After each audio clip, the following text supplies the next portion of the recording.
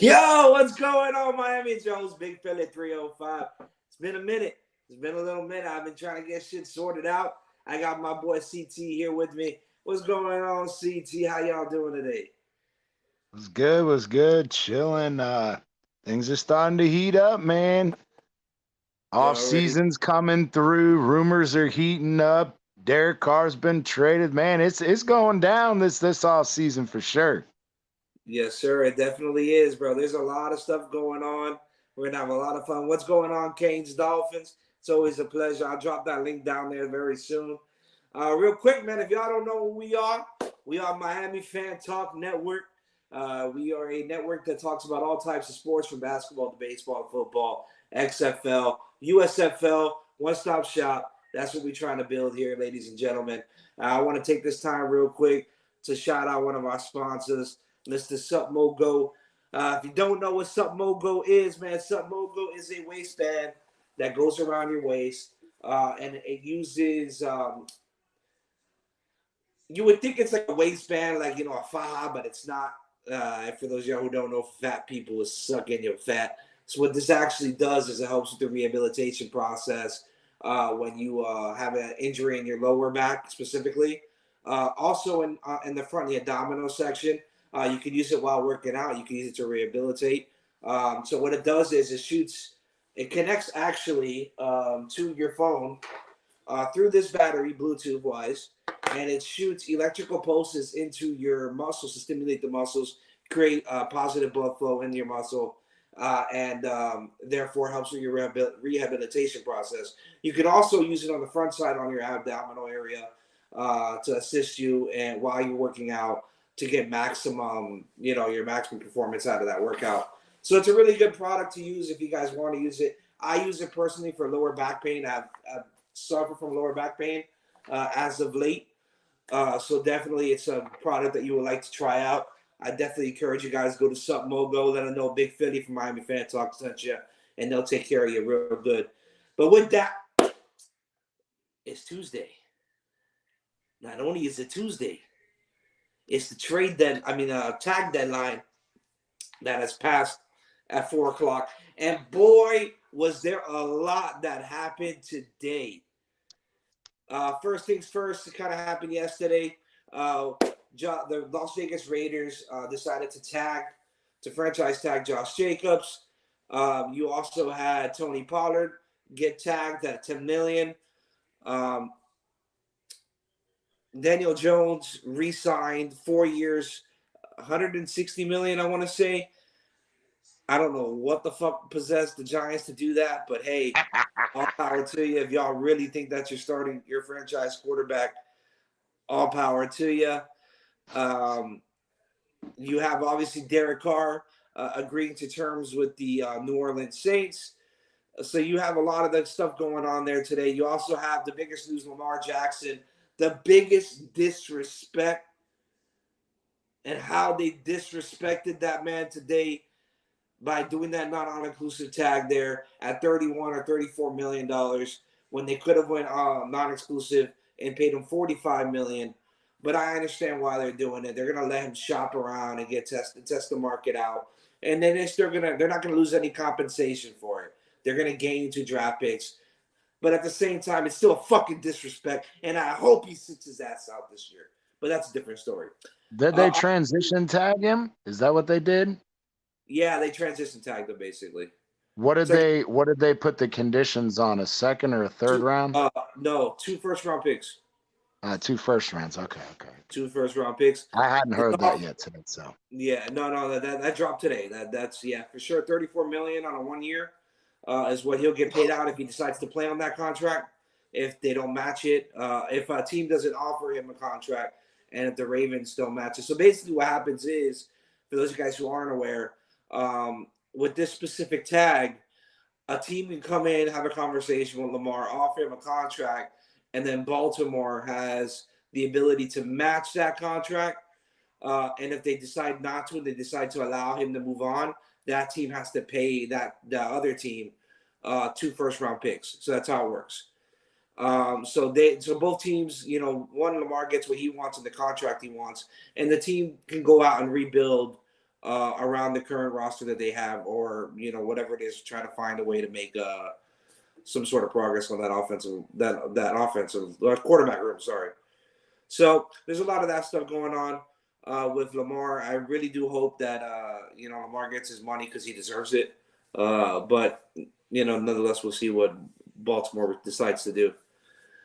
With that, the Dolphins did announce that they will cut Byron Jones on March 15th, and it will be dedicated as a post-June cut. So we'll save about $13 million in cap for the Miami Dolphins.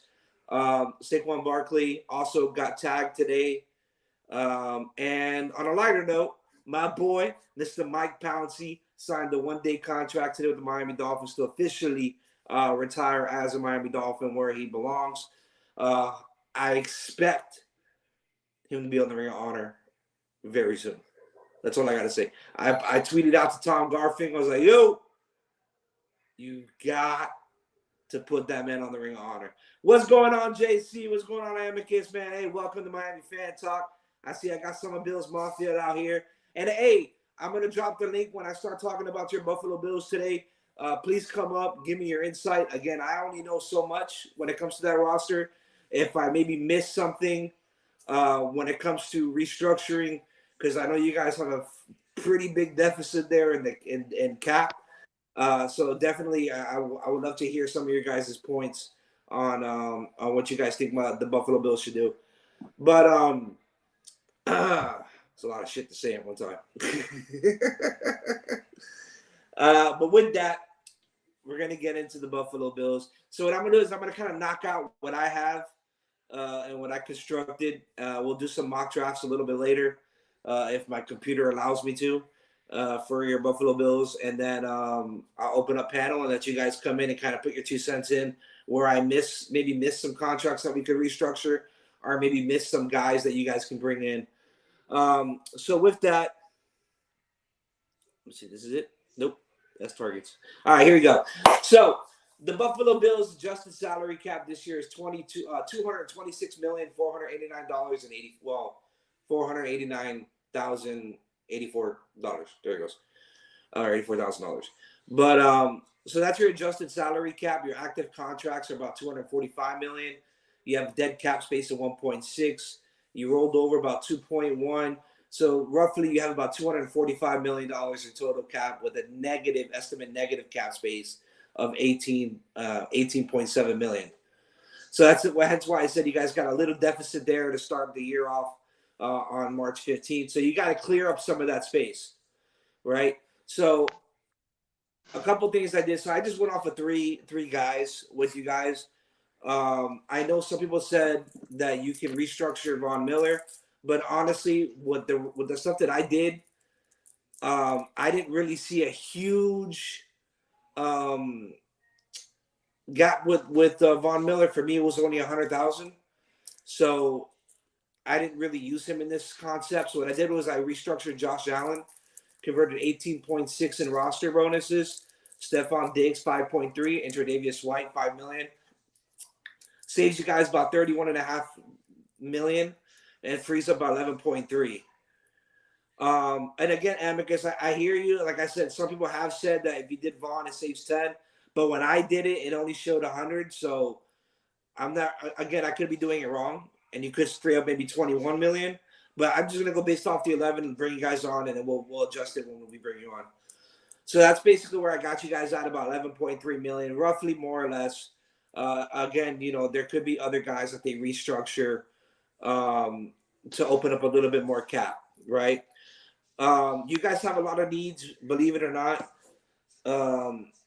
I have your team needs as inside linebacker, outside linebacker, safety, running back, guard, and punter, because I don't think you guys have a punter on the roster.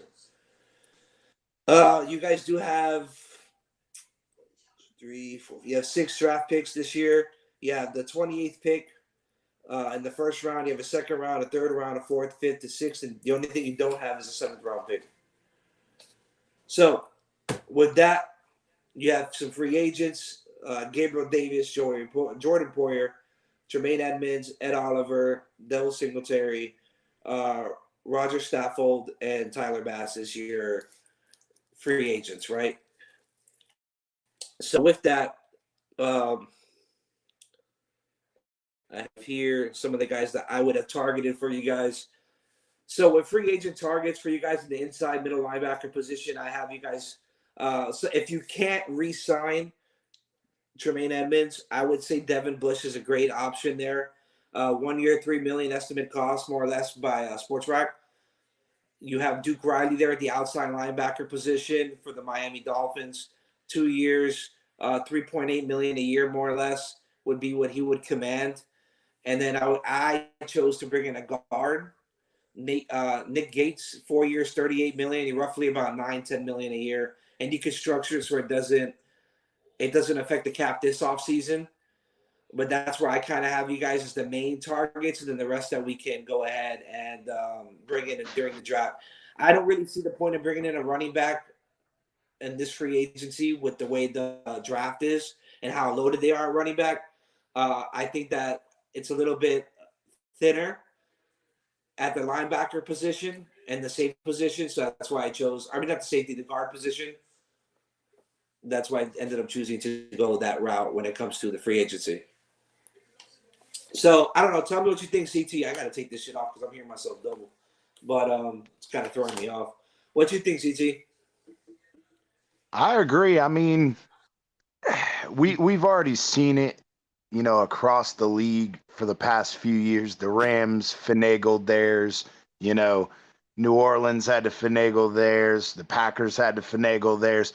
I think they can absolutely do it. And again, I think that's where, Amicus and these other guys, we know the main play, the main players, the main known names out there. But, just like you said at the beginning, they know what their roster needs. They know more so than we do. And I think, they've got their ears to the ground more, 100%.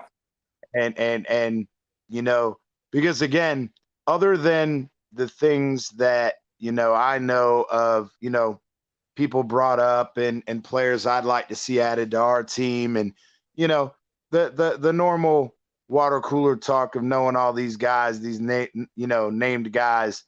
I'm interested to see who the Bills fans want to bring back, who they don't want to bring back, and who they'd like to see brought in. Exactly. So what I'm gonna do is now I'm gonna drop, since I kind of blew through. Again, I'm curious to see what these guys have to say, especially JC and Amicus, especially Amicus. Yeah. Last time Amicus was on here, a lot of fun. But you know, my thing is that cap minus 18 million to start off. It's gonna be tough, man. And then you got, another need that I didn't put here, and I realized after the fact is wide receiver. You lose Gabriel Davis, because I don't really see the point of them bringing him back at 12 million a year. I don't think he's worth 12 million a year. I'm sorry, that's just my opinion. So you got to bring in another wide receiver.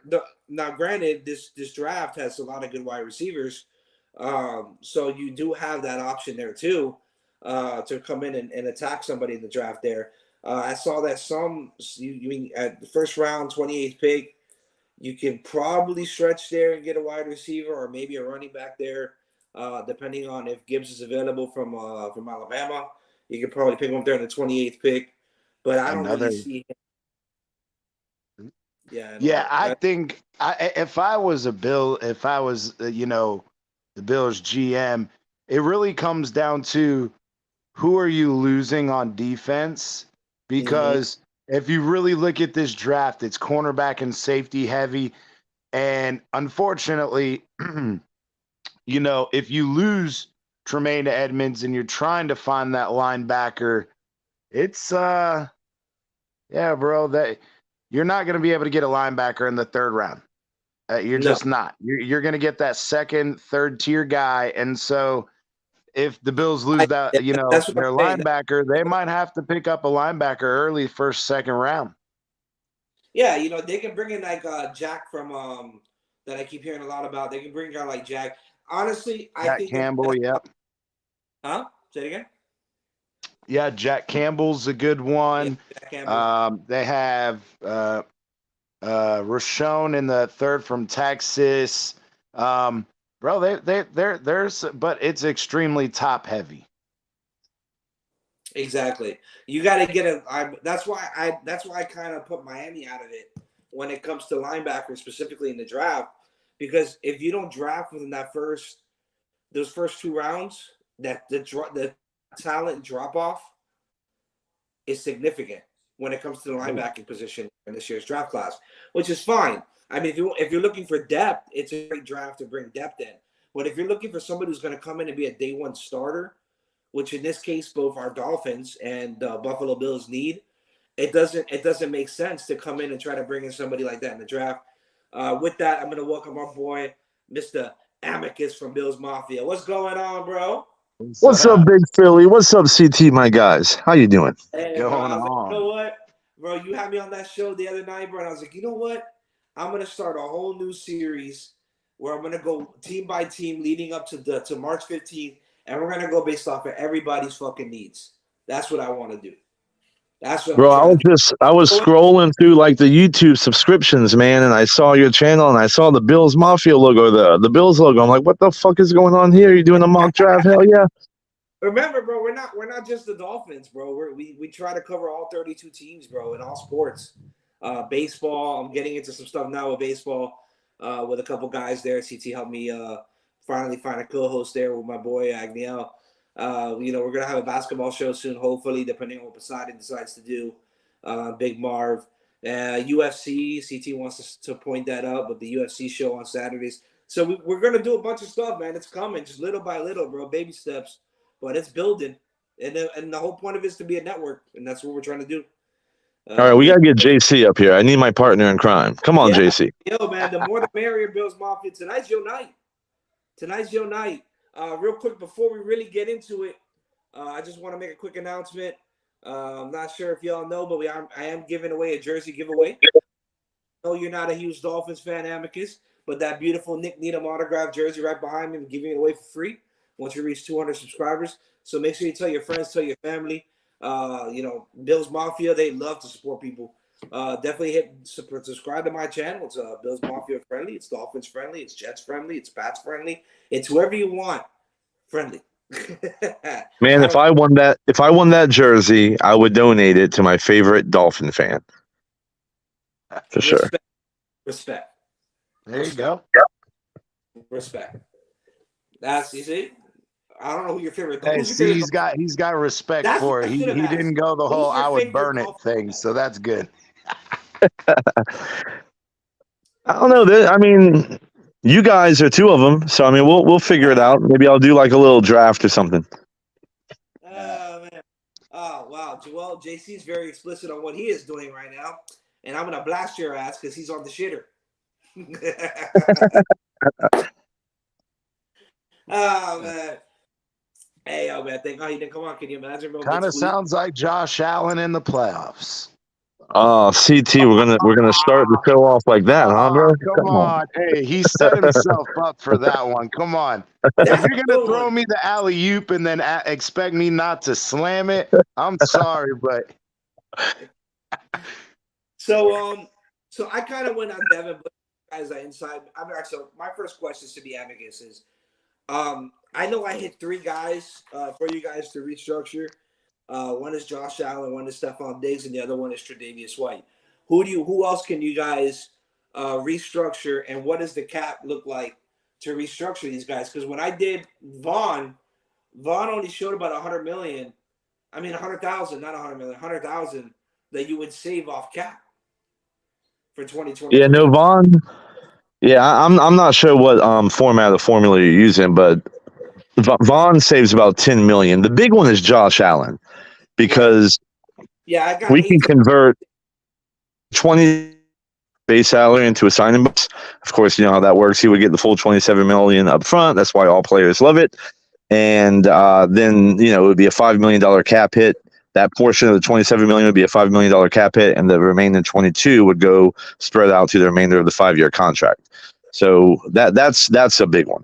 but don't they allow them, if they do the signing bonus, that they get to stretch that initial year out an extra 3 years? Is that not correct?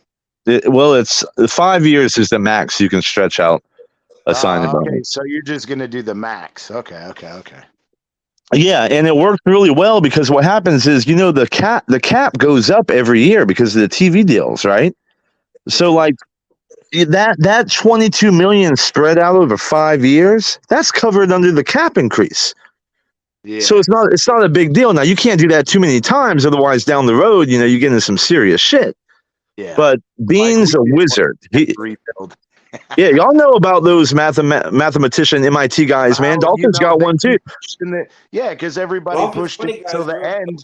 They pushed all of them to the end, pushed all the money to the end, and then they realized when they got to the end, oh shit, this didn't work, and we have to tear apart our team. Yeah, it's risky, but I mean, Bean has it under control, I believe. So that's the big one. Allen Vaughn saves 10 million through the same process, signing bonus, and Mitch Morse. If you extend him, you can do the same thing. See, the signing bonus only works if that's why they extend these guys, is so that they can convert that base salary into signing bonuses, because you can't do it on 2-3 year deals. You want that shit to be 5 years. Yeah. Yeah, see, I'm doing it now. I'm restructuring the base for Allen, Stephon. Yeah, I don't know why. Well, you can't do Steph. Steph's on the contract. He's a huge fucking cap hit. I'm not sure he's touchable. I haven't seen anything where his contract can be messed with at all.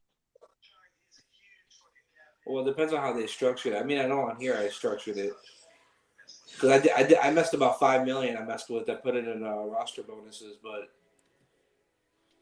yeah, like the rumor going around that Diggs wants to go to the Cowboys and everything. That can't happen. First off, another team can't pay the cap hit, the dead cap money. They can't pay that. The Bills are on the hook for that, so it would never happen ever. You see, like I'm doing it here now. The cap figure for Vaughn is 18.6. But when I go, because I'm on Sports Rack, so when I go ahead and I try to restructure, it's only giving me about $100,000 difference. Let me welcome on here, JC. What's going on, JC? Hey, can you guys hear me? You got the Brit picture. Oh man. Yeah. Hey, can you guys hear me? Yeah. Hey, what's up, bro? Yeah, man. So Yeah, I had to put Brett on there. Tre'Davious is another one that's $5 million. So right now I'm about 12.6 million in cap currently on Sports Rack.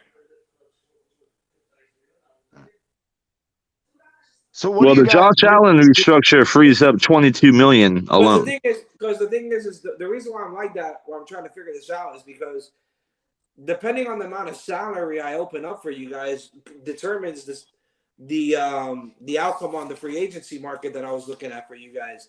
And it also varies on like who you want to decide to bring in, because those are big differences and big jumps on my top three for each position for you guys.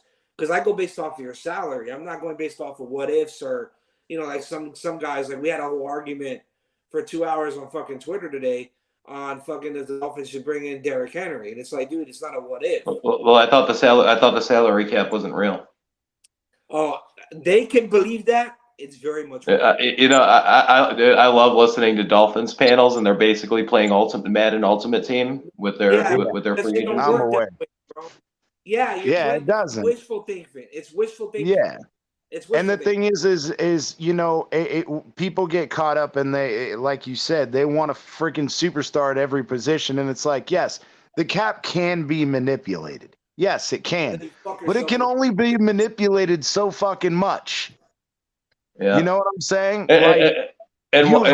You have wiggle room, but not very much. Just because somebody's a free agent doesn't mean they want to come to your team as well. There's 31 other teams outside of your team. And this is why I keep telling people, like people instantly believe that players will take salary cuts or hometown discounts is what I'm thinking. No. Players, No. and it's like, dude, that doesn't work that way. Players are trying to maximize exactly before they retire. There are few and far between players that do that, and we talked about that with our boy the other night, bro. Tom Brady was known as not the everybody. number one. Exactly, not everybody's Tom Brady would go out and take 20 fucking million, and let everybody else get paid because he wanted to win. And that's Tom Brady. The rest of Another these thing guys, you got to think they about ain't too. doing that shit. Another thing you got to think about too. Not everybody's in the same situation as Brady. His wife made more than he did. Oh yeah, that's exactly what we said At the that other time, night. We were like, bro, when your wife's a freaking millionaire too, it really don't matter. it don't. Yeah. He could stay at home and chill and watch the daughter's cat now that they just adopted. Yeah. Because it's funny because Oh, there's been so many. The thing is, all right, so there's been so many reports, and I don't want to go back on the Dolphins right now, but I just want to answer this quick, and then we'll go back to Buffalo. But there's been so many reports, right, of Miami saying they're not gonna move on from Tua. Then you have reports saying that they're shopping for a quarterback. Oh, now if Tom Brady decides to come back, Miami's the front runner, and I'm like, dude, if you bring in a guy like that at this point with how much you're backing your quarterback, you're gonna look two-faced, bro, and nobody's gonna want to deal with you. Yeah. At the end of the I day, don't this is think your Brady's reputation. coming back at all. He's not. Why would you? You accomplished everything that you could accomplish. Why would Well, you come back? he's working on a lot of stuff. Off, isn't he? Isn't he trying to get into comedy now? I heard, but he also isn't he going into Fox next year too? He's supposed to take Yeah. So he said he's not job. going straight into it. He's trying to get into it, learning how to be a commentator or whatever. But he's also doing something with Netflix. I don't even want to see. I don't even want to know what that's. Yeah, it's supposed to have something to do with comedy. Oh man, I don't even want to know what that's gonna. It's probably going to be bad. Yeah.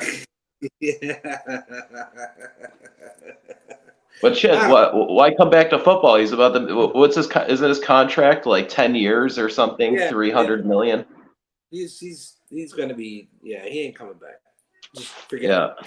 Like, leave it be. Let us ride off with this fucking tour and let's see what we got. I'm tired of watching them. People, they want to live in the past still. They still want to see Peyton Manning and Drew Brees and Tom Brady. I want to see new guys come up. I'm tired of watching. I don't want to watch an old man playing football. Yeah, that's it. Dude. Yeah. Like it's the same thing. Like I laugh because like I'm listening now and they're like, oh, Aaron Rodgers, right? Aaron Rodgers has been severely rumored.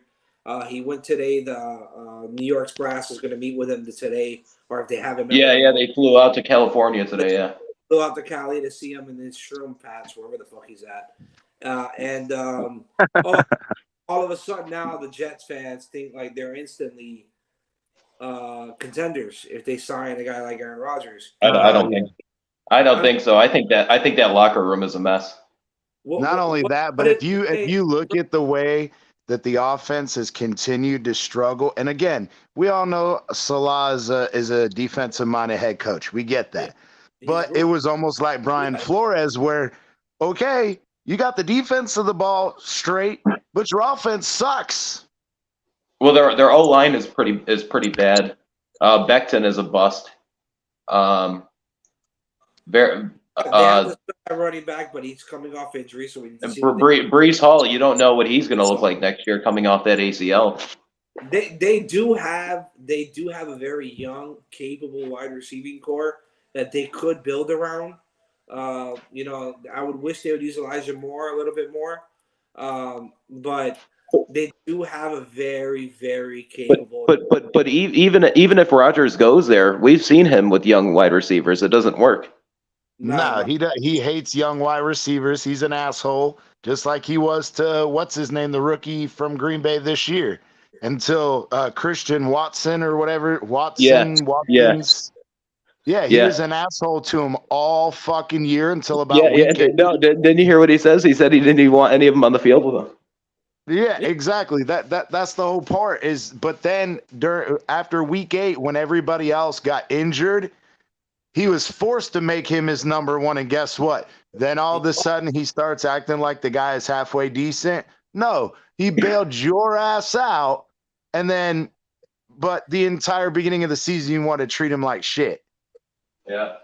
And if you go and put that on the Jets team, on that offense that has no real veteran leadership at all, it's going to turn into Green Bay Sourpuss 2.0. Yeah, exactly. But they do have a great defense though. Yeah, no, absolutely. but so does Green Bay. Yeah, Yeah, yeah, they so both. did we. It's literally the same situation. Yeah, it's the same situation. The difference is the running backs in the offensive line, but Yeah, that's it. Everything else is the same. Well, I think a big part of that is ownership, though, or GM, because remember, Rodgers hates fucking Kuntz. He hates that fucking dude. He yeah. absolutely hates that dude. Get him a fucking wide receiver, bro, and you won't have these problems. No, and I get that part, but the thing is at what point though? And I made this same argument about the whole Tua thing, and everybody's like, "Oh, Josh Allen, and he didn't become great until he had Stephon Diggs, and Tua didn't become better until he had Tyreek Hill or whatever." I was like, "Bro, Aaron Rodgers had fucking Devontae Adams, and he was still begging for another fucking wide receiver every Exactly. single year." Yeah, and he had fucking Jordy Nelson too, man. That guy was a beast when he was playing. And he was playing with had one of the top centers in the fucking league. And he had one of the best in Corey Linsley at running back. And they still couldn't get it fucking done. So Randall my thing Cobb.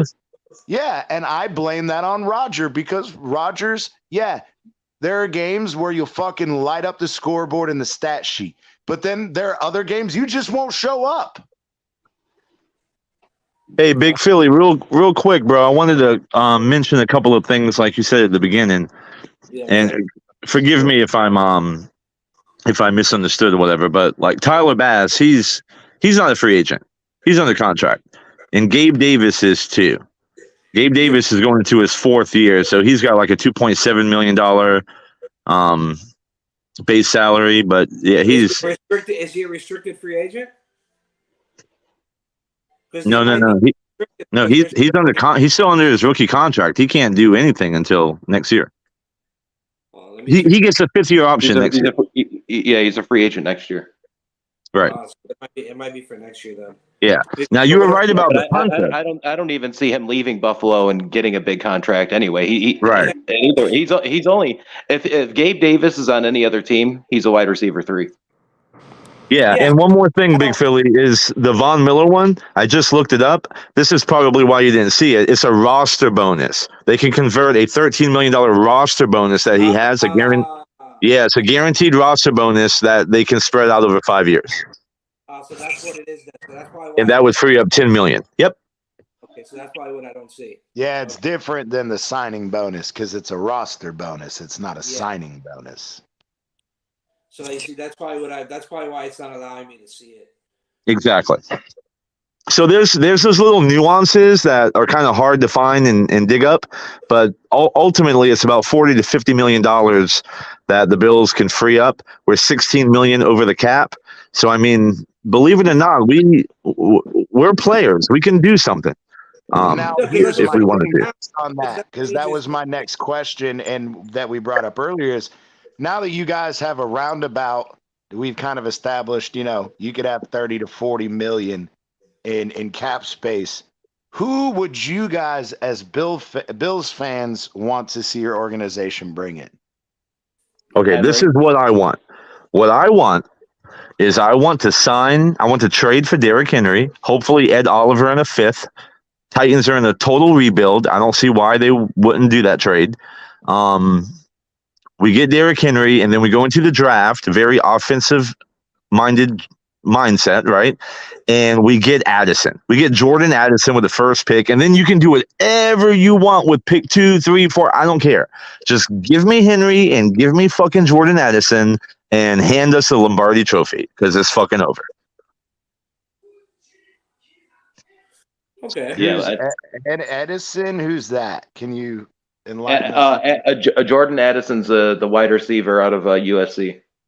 Okay. Yeah, so wide receiver. You guys, and real quick, I don't watch USC. I'm an SEC guy, so sorry. Well, before that, he just transferred. Well, he played at USC last year. I think he was the number 1 highest paid NIL wide receiver on the market. Like he was at Pitt before that. So he wasn't at a big time school for very long. That's why, because I'm a huge SEC fan. So I mean, I watch all college football. Yeah. Yeah, Addison was getting balls thrown from Pickett. Okay. Yeah. Well, if he could fucking make Pickett look good, Could wonder Exactly. what Josh Allen can do with him. There's a few wide receivers. You got the wide receiver out of North Carolina, and then I think that the guy from TCU will be a bust. And then Jackson Smith, what's his name from Ohio State? He's already said he wanted to play with Allen and learn under Diggs. He said that at the combine. That's what's up. Yeah. All right, so I'm gonna do the first mock, and then I'm gonna I'll do it one at a time as fast as I can. I'm gonna go based off the needs here. It shows here guard, center, and DB. I kind of want to see what the running back situation is here. I was just curious to see what uh, Amicus had to say before we started that, though, because JC gave us his opinion. I want to know who Amicus wants to bring in. You could do that as I'm drafting. Okay. You can go ahead and All right. you guys don't need So to. Amicus, tell us. Like I said, if you guys can get 30 to 40 million, what free agents would you like to bring back, or what new guy would you like to bring in? Yeah, that was me talking about Henry and Addison, but I'll continue. Sorry. No, that's Go ahead. Sorry. yeah, no, that was me. But real quick, just to finish it, CT, get cut. Let Poirier walk, let Edmonds walk. I'm okay with all that. We got plans for that, right? And then just get Addison in the first round, trade for Henry. If we don't trade for Henry, you're going to see on this mock draft, I'm going after Bijan. And then you handle the O-line. You upgrade the O-line. Like Roger Saffold, he's a free agent, right? And he sucked last year. So he's fucking out of there. We can either, handle that left guard in the third round, or we just hit up free agency. I think JP and me are both in agreement that we like O-linemen in free agency. Get some established guys that can protect the quarterback. Ike Boker. Yeah, he could take over, but I think we're gonna add a couple for sure. Yeah. See, I like that. See, because you guys can go back and forth. You guys know some of these depth pieces you have, guys you have hope for that can step in and step up, where we may not know it the same way. You guys know it intricately. Yeah. You guys live it. So I've also seen us in other mock drafts going guard in the first, like the kid out of Georgia with I don't know his name, or even I know they were interviewing Darnell Washington from Georgia, the tight end. He's a really good pass blocker. Ooh, JC, that would be 12 personnel, man. Yeah. That would be scary. I would like to run I'm not worried about Dawson Knox, because Dawson Knox next year, if we convert Brandon Jones, who is our free safety, if we bring in Poyer, we can bring Brandon Jones down in the box and have him as a linebacker hybrid safety. And I'm sorry, but he would eat up Dawson Knox. Well, we can run a 2 tight end set. I would love that. That would be harder to stop for sure. Hell yeah.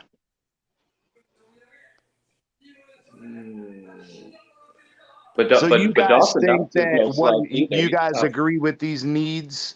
So they had them listed. What was a guard, wide receiver, and what was it, Big Philly? For me, it should be linebacker. You said the 3 positions that this mock draft place said that they needed: guard, center, and DB. Oh, guard, center, and DB. Okay. So you guys are thinking you need a wide receiver more so than center or guard. Yeah, we need a wide receiver too. I got a wide receiver the first pick. I got Downs. Yeah. I got Downs out of North Carolina. And now I just picked up a center out of Ohio State. I'm going into the 3rd round now, where I'm probably, depending where you're at and who's there, I might go. I'll go DB. See, Josh Downs from North Carolina, he is a true slot receiver, and he's dynamic. But and I wouldn't mind it. But, I mean, we do have Khalil Shakir coming in his 2nd year. Yeah.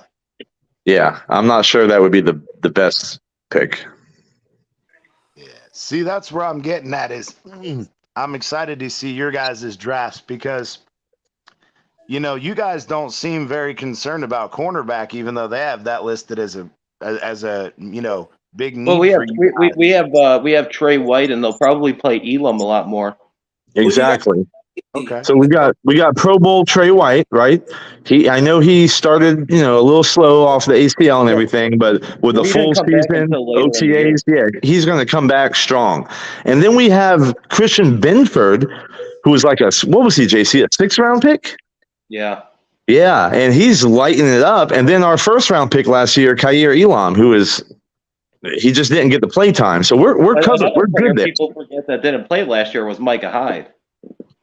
Exactly. Oh, so who's your strong safety now when you lose Poyer? Well, we have a couple of options. DeMar Hamlin, if he comes back from Hamlin. this. Yeah, Yeah. Hamlin's probably going to be back. Oh yeah, he'll be back. Yeah, he's just got to go see 2 doctors, and he'll be back.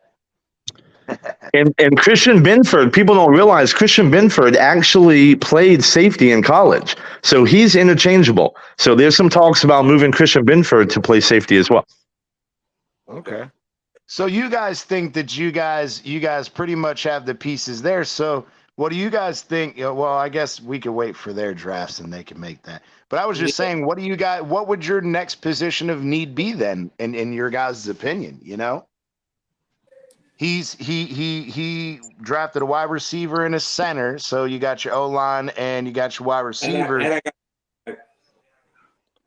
I can't see the board, but it's not as much need as it is what's the positional value at that moment. That's basically where I'm at right now. So now you're going to go best player available based on what's left. Yeah. Okay. Yeah. See, and that's what I like too is, I mean, everybody says, oh, you always got to draft BPA or, oh, you have to draft for need. Nah, it has to be a combination of the two. You have to understand what your needs are and but then once you cover those needs, then you got to say, okay, I need to find the best depth I could possibly get, Exactly. And I think people get too caught up of going, oh, well, we need this and this. So let me throw 3, a 5th, 6th, and a 7th round pick at it and see which one works. It's like, bro, you're wasting it. You get what I'm saying? Yep. Another thing too, later in the round, shit at the wall and hoping it sticks. There's a lot of good running backs in those later rounds.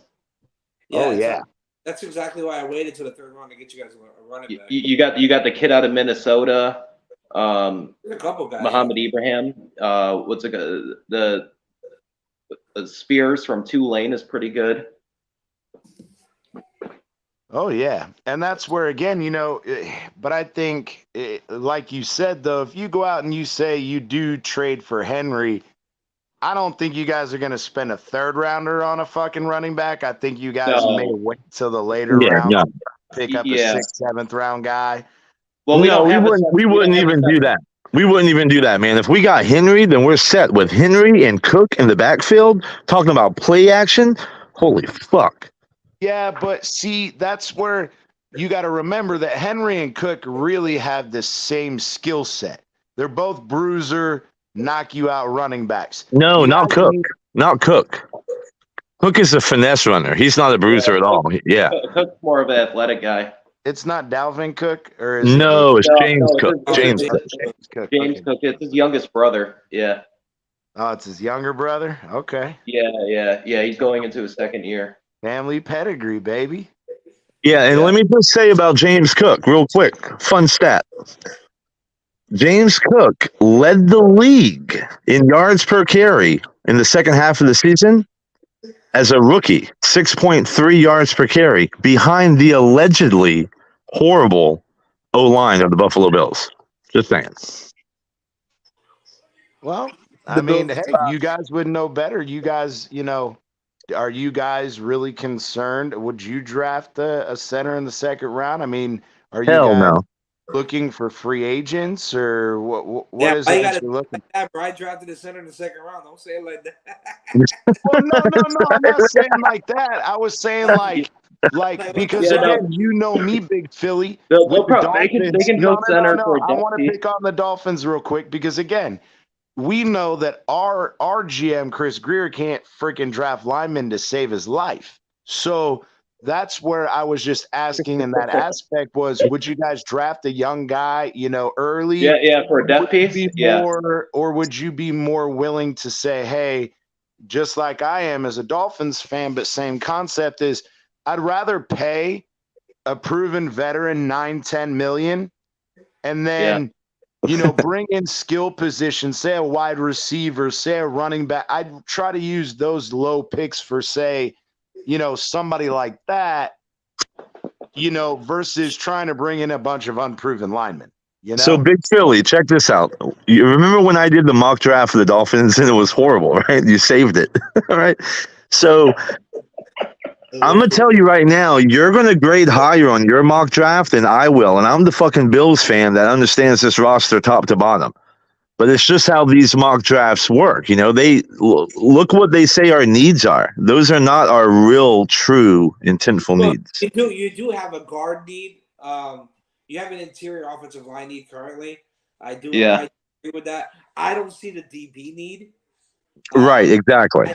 I think you guys have more of an inside linebacker need there. But that's what they have you guys for whatever. Yeah, I'm gonna score like a D minus. And then I don't know where to draft here. Hey, D minus is still passing. This I do not like these guys that are left here. I forgot who was streaming the other day. It could have been like Batman or somebody, and they got an F on their mock draft. It was pretty funny. Yeah, no, that was Amicus. Wasn't it Amicus? No, it wasn't. But somebody got no. It was a Dolphins fan. Up here, we had B minuses and C pluses. We didn't have no. It wasn't. It wasn't this stream. It was a different one.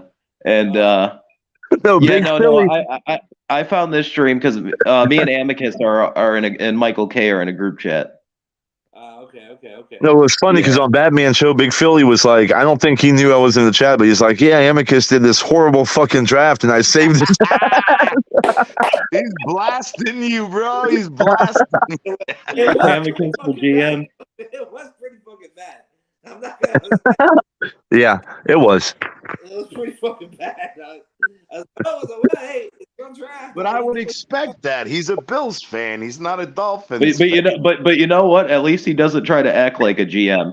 But the funny thing is both of us are Dolphins fans, and we got B minuses, and he got a C plus. So does that mean that he's crappy at drafting, or does that mean that us as Dolphins fans suck at drafting? Yeah, we're moving on, just like Frazier. I'm just saying, man. Hey, that kind of embarrassed me, but I'm like, you know what? Why don't the Dolphins fans do the same thing like Bills fans?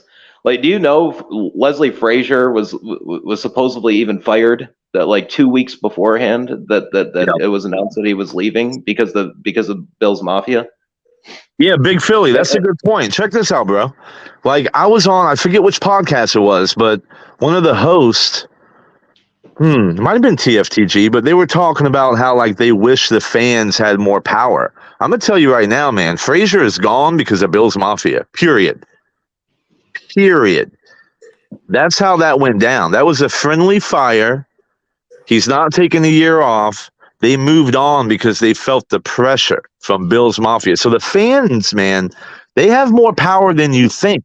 And they got their little moles and everything and all these little Twitter spaces and fucking Facebook groups and shit. Their ear has to be, to the ground on that stuff because it's a product, right?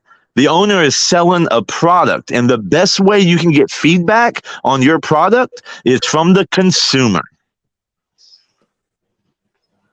Yeah, but I agree with that. But the thing is you look at other teams. Again, look at the Cowboys. Man, Jerry Jones doesn't give a flying fuck what Cowboy fans want. Well, he's the anomaly to the rule in business. No, Stephen Ross is the same damn way. Stop it. He does whatever he wants, whenever he wants. Stephen Ross, Ross. But you know what? And it's for this reason. You'll keep giving them your money. Like the Cowboys are going to make money no matter what. They're the number one organization when it comes to money, right? Like they're the most. Yeah, money wise, but the thing is that's all Stephen Ross cares about. That's the whole Yeah. point is we But you can know what, come out Bills? here and bitch and bitch and Well, bitch, you know and what they're Bills just gonna fans do did in the whatever mid they two want anyway. thousands. In the mid 2000s, before we started, or even the tens, Bills fans weren't buying tickets. They weren't buying jerseys. I mean, we weren't either, bro. We Here we we had go. regular season games blacked out But in our local market because we couldn't even yeah, get enough people to buy tickets to go to home games, yeah. bro. But now But you the have thing the is issue of people scalping the tickets, right? Like they're selling to other teams, like other fan bases. That's pretty crazy. yeah, we've heard that rumor too. And I mean, I don't know how prevalent it is, but hey, I mean, you can't hate on people. Look, if somebody's gonna pay you more than a Dolphins fan would to go to the same damn game, I mean, I don't blame you. But at the same time, if I was selling Dolphins tickets, I would want to sell them to Dolphins fans. Yeah. I can't believe your guys' ticket prices though. That's insane. There was playoff tickets for the Bills going for 30, $40. Yeah. And we're not You talking did. about See that F nosebleed. right there, and I see that D plus there. Yeah, you got C plus this time. Hey, you did Philly, worse. You did big well, Philly. not I much know worse. you didn't give us Stetson Bennett in the 6th round. Why not? Oh my God, this is the worst fucking draft I've ever seen in my life. Hey, but the funny thing is when you look at the chart, that's the only A grade on his paper. I know, that's funny. That's hilarious.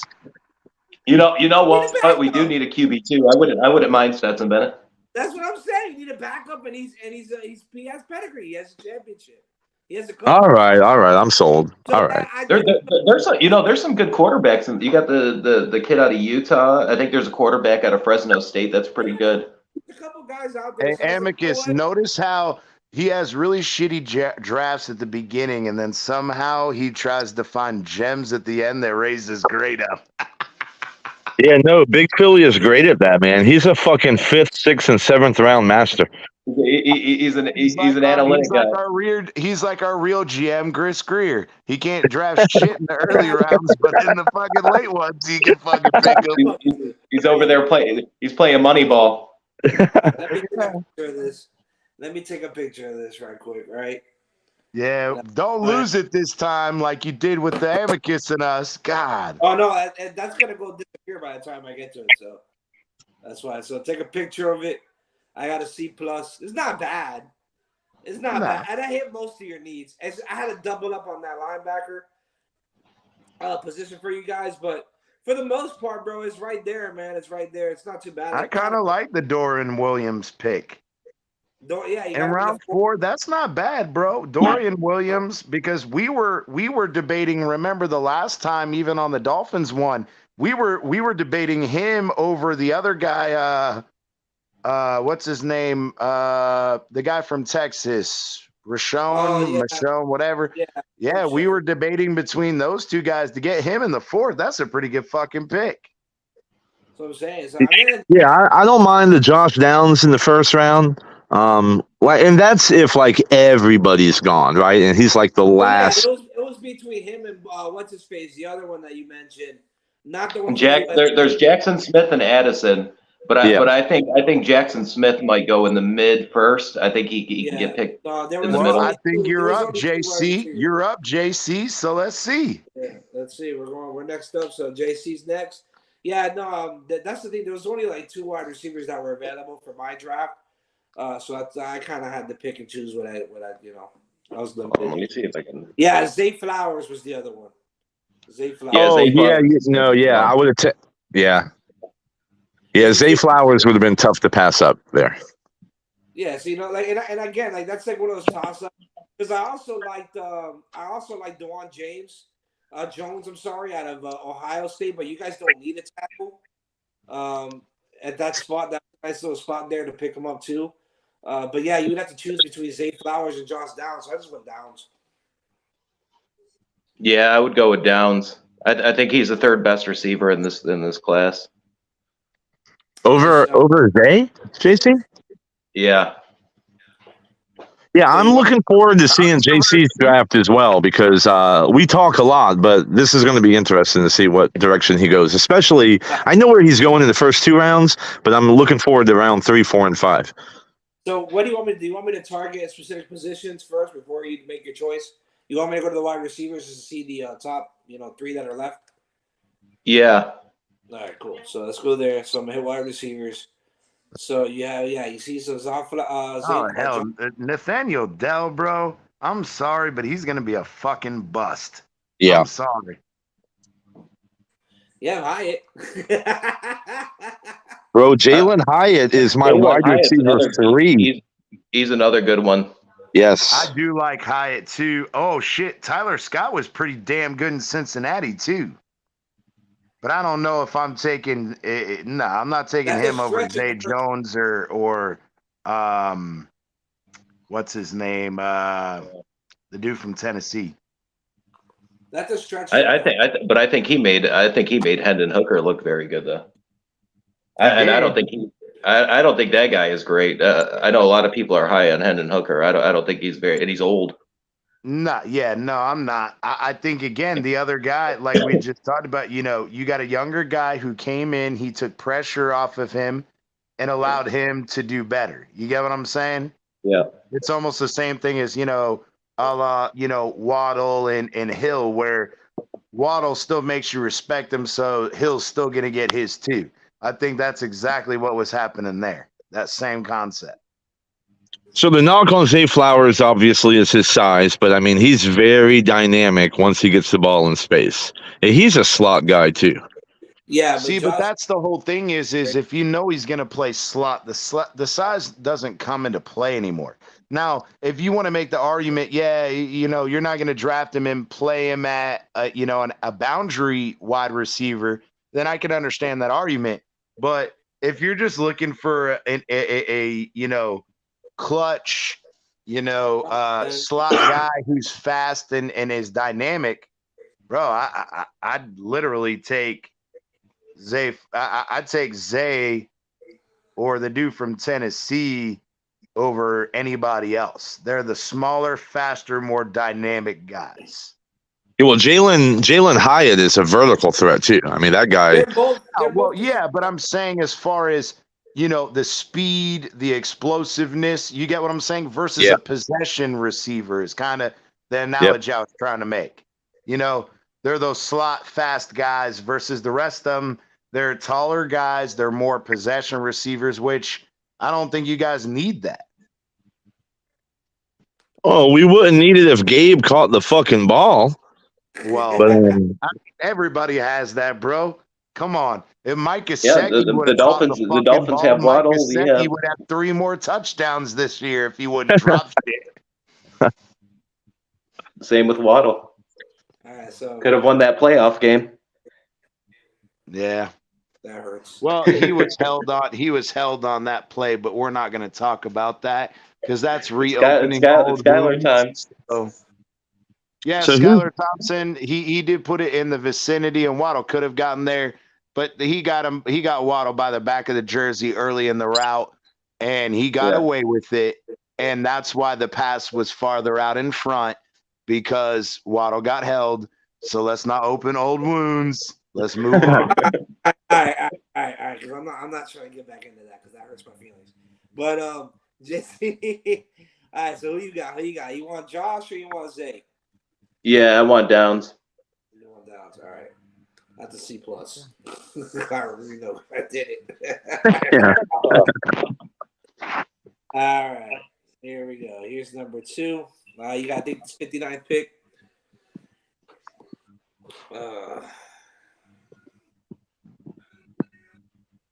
Damn, Jack Campbell just went away. Yeah. And the Dolphins drafted some guy. I don't even know who the fuck it is. The Dolphins always draft somebody we don't know. Yeah, I know. Who do they draft? And it's an edge rusher. We're not drafting edge, bro. Yeah, Ojolari. There you go. Yeah, Ojolari. I do know his name, but bro, we don't need a fucking. Oh my god. Well, Darnell's going to Cleveland, so we could trade up there. But anyway, all right, man. So JC, what do you think after picking that wide receiver? Where you going round 2? Where's your mind at?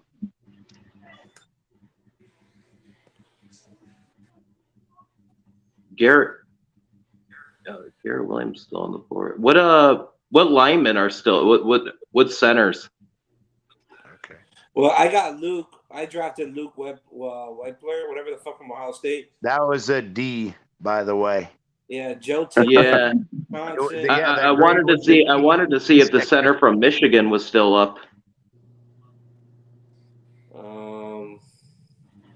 No, it doesn't look like it.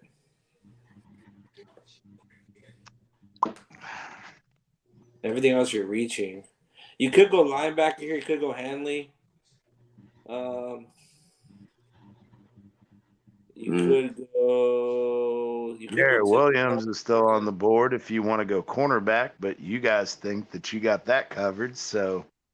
Yeah, we could still go that though. Yeah, give me Garrett Williams. Shit, I should have kept my mouth shut.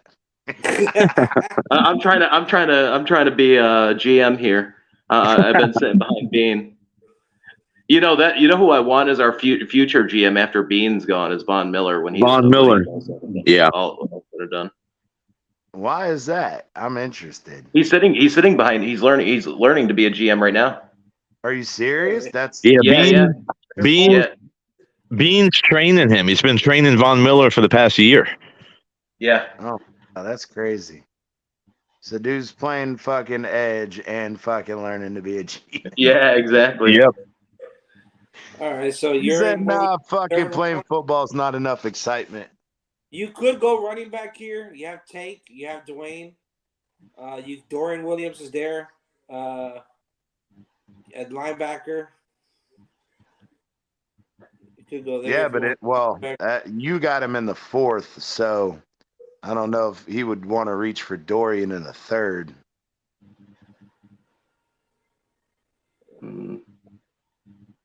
Spears is still there. That's a damn good pick. Spears can go late. You could probably get Spears in the 4th or 5th. Oh, okay. Yeah.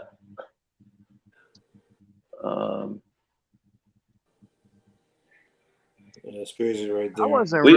We can go edge here. We can go KJ Henry.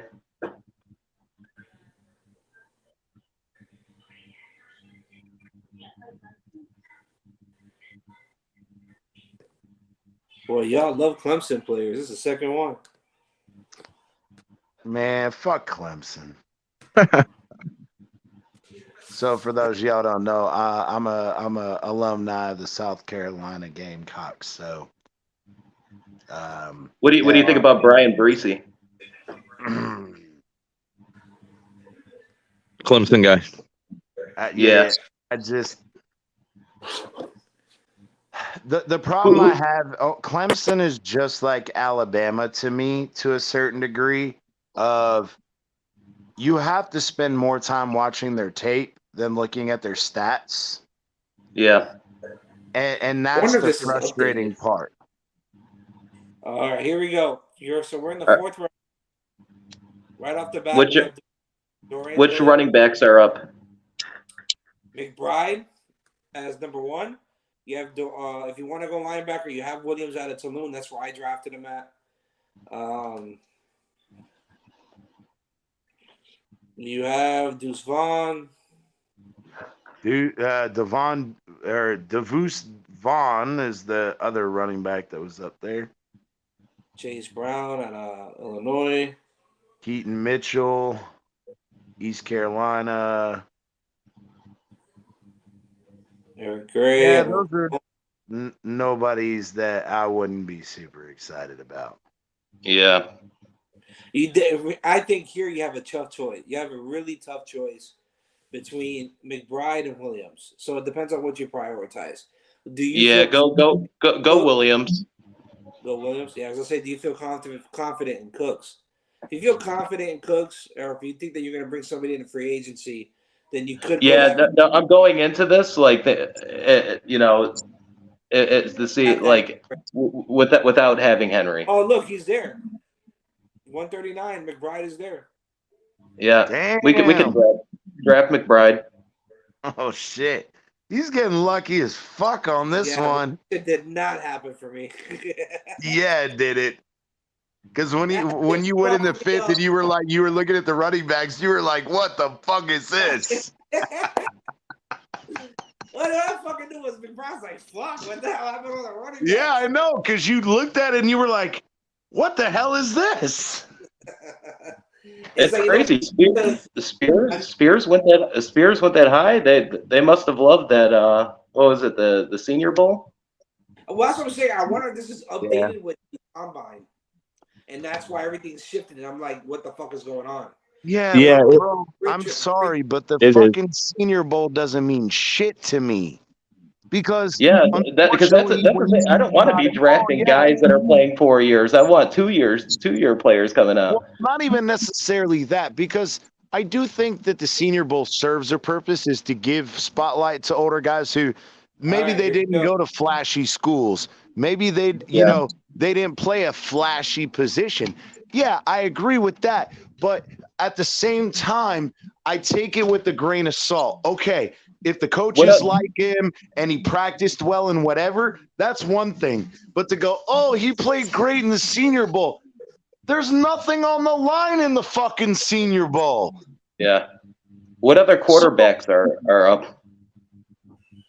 You know what I mean? Like, it's kind of like You don't the combine. It's the underwear fucking Olympics. It's just an extra all-star game. You get what I'm saying? Aiden O'Connell's up. Yeah, give me Aiden O'Connell or DTR. DTR still up too. You want DTR? Yeah.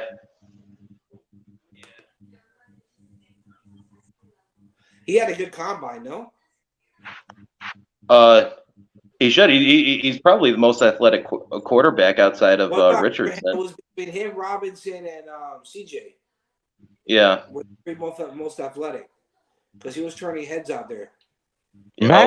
Max Duggan played really good for TCU. Why is he so low? Because he's a 1 year wonder. It's TCU. Yeah, we're talking Big 12 quarterbacks here. Yeah.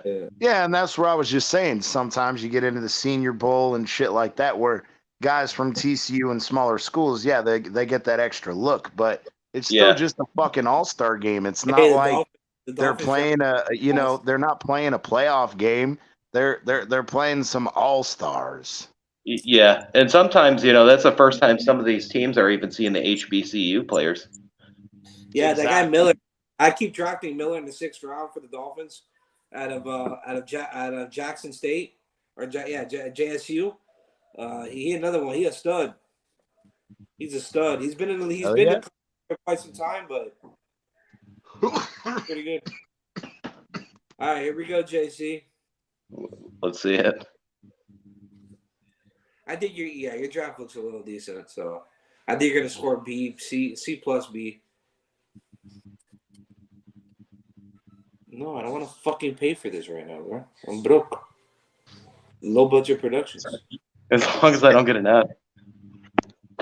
No, the F is mine. I'll take the F. Oh, bro, if you think you're getting an F, is there any? He had a better. F minus. He had a better draft. What's the overall grade? Can't see it. Henry was a D. Damn. I drafted a better quarterback. Oh, you got a C plus. You really think that? I think it's like. Do you think DTR would be a better quarterback than Stetson Bennett in the league? No. I think that's a better pocket quarterback. But I don't think that Stetson is going to be good in the NFL either. If you look at his flaws, most of his flaws have to deal with when he panics and deals with the rush. Come on, one of us could have played behind that. When you get to the NFL, bro, when you get to the NFL, it's a whole different fucking ball game. Yeah, you see, KJ Henry is probably and Doreen is probably where you could have gotten a little bit better. Yeah. I like Downs. But I got B pluses though on three of Oh, those Yeah, yeah. picks. Williams was good. McBride was good. Luckily, McBride stayed there for you in the 6th round. Because remember, I drafted him in the 3rd, and I got a F. Yeah, exactly. Although I drafted him with the Dolphins in the 3rd and got a fucking A, but whatever. It's whatever. But anyway, I mean, it Yeah, could be I don't give a fuck about the grades. Yeah. We can look back on the players and then we can make our own fucking grades. Exactly. So, but that's more or less where you're at. That's recorded. Next up, But that's my issue with looking at college players, because I look at where they played as well. Like Yeah. William having such a high grade, but he played at Syracuse. They don't play anybody. Yeah, I agree, and that's where all this shit's subjective because if you guys don't know, I work in the medical realm, so I have a different perspective. I see things as I see it from the statistical standpoint.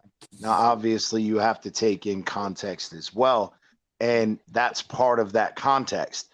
Is I would rather take an SEC guy who has maybe less, less better or, not as good numbers, but they're still productive because of the level of competition they're playing at. Okay, so they changed this one up. This mock went a little different. I'm sorry, Amicus. It's going to be a little more tougher for you. But so Yeah, I see that. Keep scrolling down for me, Big Philly. Yeah, it went a little different. This one. Go all the way down. Okay, Osiris is there. Damn. Keep going. Keep going. Keep going. Jameer Gibbs is there. All right. All right. Yeah, we're gonna take Downs. You're going to take Downs? Okay. Yeah. At least we're all in agreement. Downs, if he's there, that's where we're at. I was close to getting Addison, man. He went like a couple of spots before. We could have traded back, gone into the 2nd round, picked up another first for you guys, which would have helped you guys out in the cap, but a little bit. And I'm going to assume there are no trades for running backs or any free agency stuff. Okay, cool. All right, here we go. We're at number 2. Scroll down.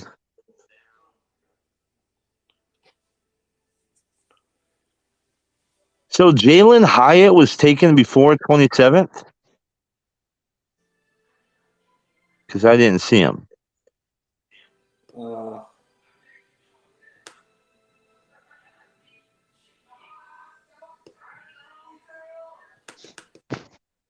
That's who I was looking for.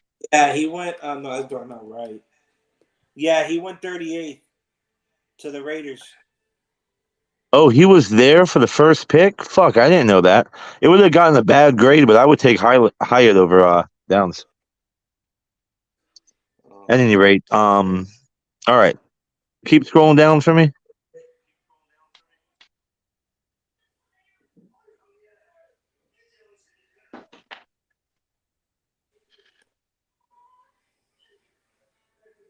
All right. Yeah, we're gonna take Charbonnet. Who? Charbonnet. Okay, Running back. Yep. That's the kid out of UCLA, right? Yep.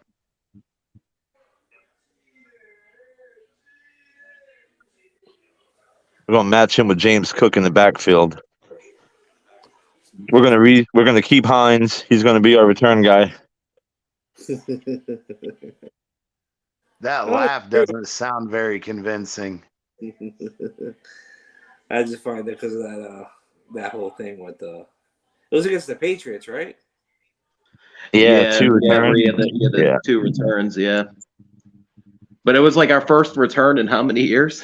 It was a couple of years. 6 years or something. Yeah. Yeah, it Yeah. was whatever DeMar Hamlin's number was. It's pretty What, crazy. what number was DeMar Hamlin? Number 3. Yeah, it Yeah. was 3 years. What was They his said number it was- before that? Wasn't it like 31 or something like that?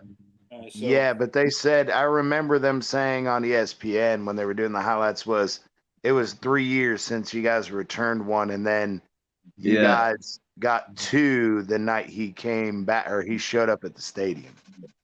Yeah, Alright, so we've never had They a were great saying, returner. imagine if you guys got 3 of them, how fucking crazy it would be, and blah blah blah. But I think the best returner we had was like Roscoe Parrish, if you guys remember him. Yep, I Miami remember U guy. Roscoe Parrish. Yep, Miami U guy. Oh yeah. What are you looking to do, Amicus? 'Cause Yeah, scroll down just a little bit. Right there. Nope. Back up. Bro, how can he read? He ain't a fucking genius. Damn. Damn. Keep going Kate, up. you're Yeah, still there? keep going up. Up.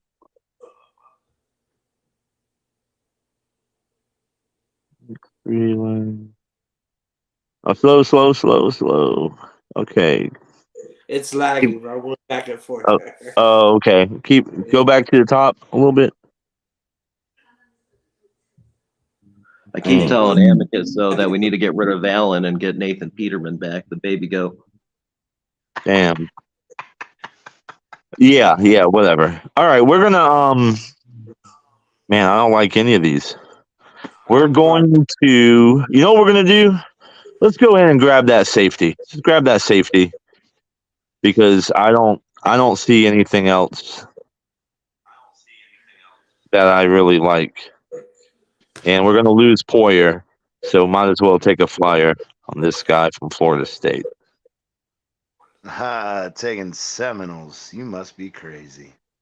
Well, Seminoles had they had a good year this year, so. And we don't know what's gonna happen with DeMar Hamlin. You know, he might not ever play again. So I like the pick. In my professional opinion, you will see DeMar Hamlin Oh, again. the Florida State had a pretty good recruiting class, didn't they?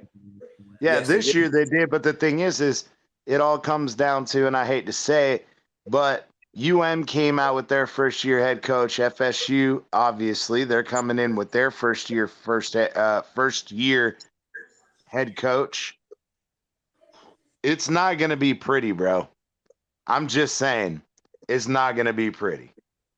Did all the guards and tackles go in the first fucking round or something? I mean, Yeah, they did. There was a huge run on interior offensive linemen, both guards and centers. damn. All right, just give me Dorian Williams. I don't really like the linebacker pick. Well, in the 4th round, Big Yeah, it's a Philly good got an pickup. A for that. So He's a good pickup, and he's a good pick. Again, he's probably going to be a depth piece, which means you're probably bringing in somebody in free agency to combat that. All right, let me do this then. Oh no, we have Terrell Bernard, our wonderful 3rd round pick from last year. You know that fucking guy. yeah, you know, the You better one that step doesn't up. do shit when you got all these expectations and he doesn't do shit. Like our 3rd round wide receiver, he didn't even play it down this year. And We the got a rumor guard for was fourth. because he had an eye injury, and it has been confirmed that he got pink eye from wiping his ass and not washing his hands, and that was his eye injury, and that's why he couldn't play all year this year. Go back to the top, Big Philly. Let me see what the BPA is. Is he hanging out with Xavier Howard? Oh yeah, nah, you mean Byron Jones? Yeah. No, X has the herp. Yeah, he has the herp apparently. Well, according to- Is there any news? Has there been any more news on that? Are they settling?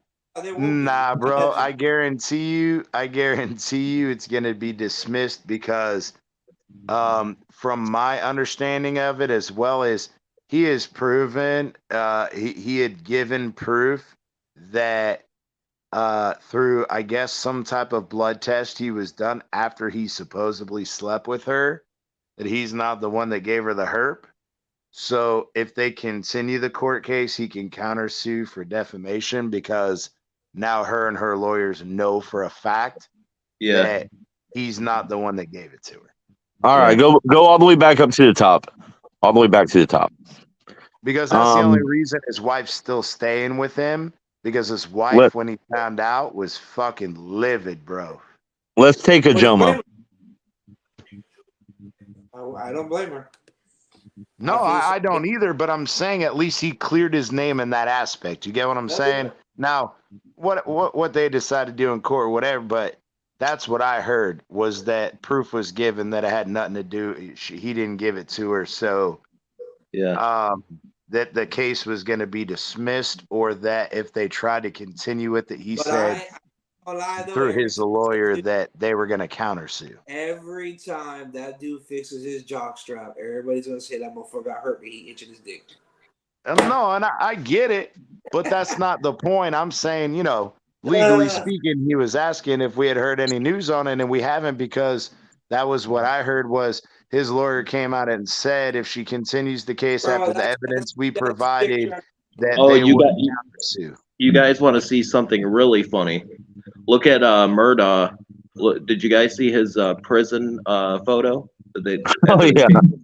No, I want to see that. You got to bring He that looks up. you're gonna. He looks just like Sean McDermott. Oh shit. Yeah, they're doppelgangers. Is that because Sean McDermott was killing guys' careers? Yeah. You know what? I want to move off of him.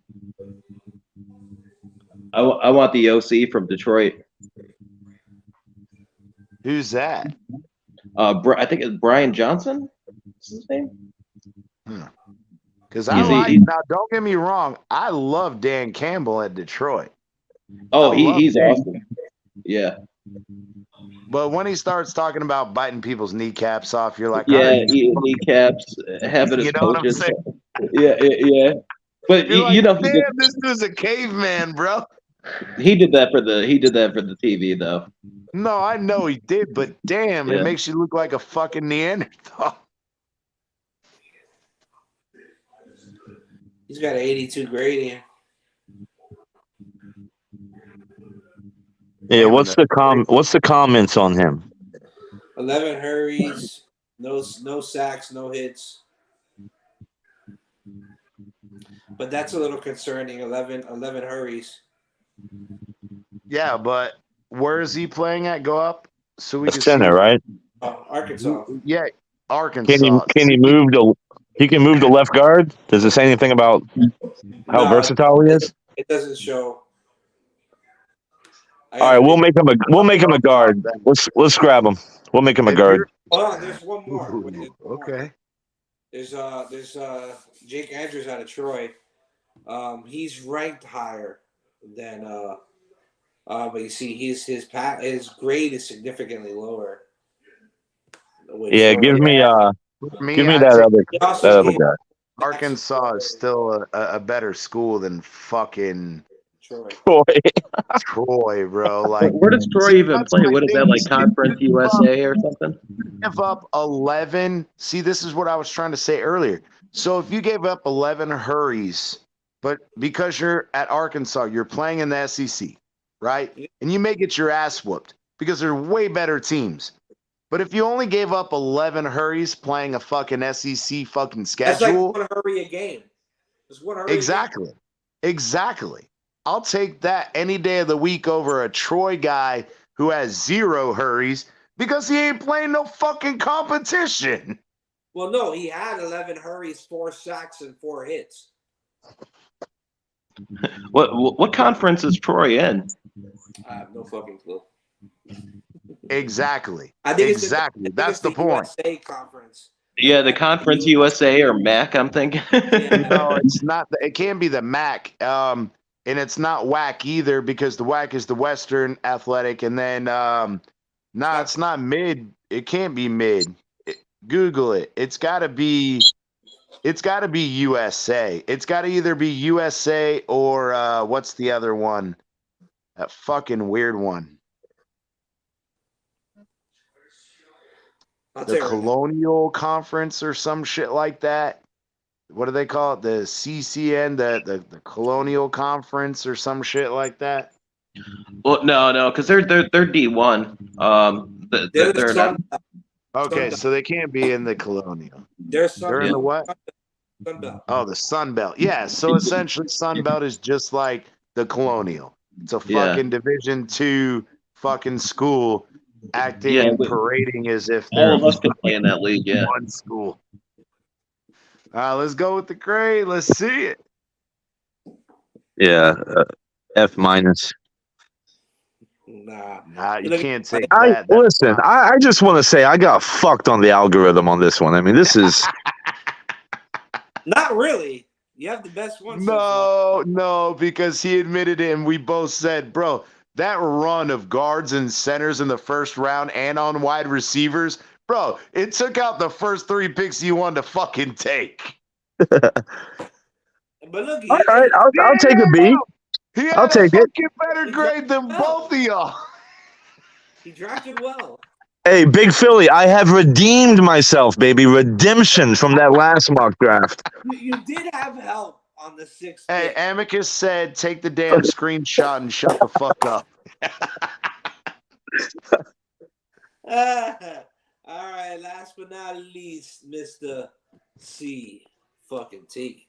Yeah, I know. And now I'm going to get fucked. I'm going to be the only one with a D or an F in this, so I'm going to be the loser in this fucking round. That's all right. Well, you've gotten to see 3 drafts already, so you kind of know where Well, yeah, I know where the bad grades are, but I don't give a shit about the grades. Yeah, I'm more worried about the players. Just go ahead and grab us a kicker in the first. A punter. Hell yeah. I'm going to grab you guys a punter. There you go. Well, we need a punter, yeah, because our punter is going to be playing down in Mexico. What's going on with Ariza anyway? Is you think he's going to be back in the league? Oh hell no, he's done. Even if he settles, but go ahead and go down on right there on BPA. Let's go ahead and give me a slow scroll, not that damn fast ass scroll you doing with everybody else. I can't fucking speed read.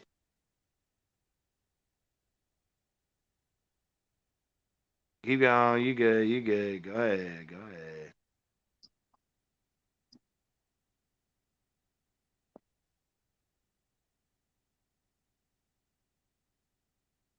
All right. It sucks, but go up to the top. He's going downs. Go ahead.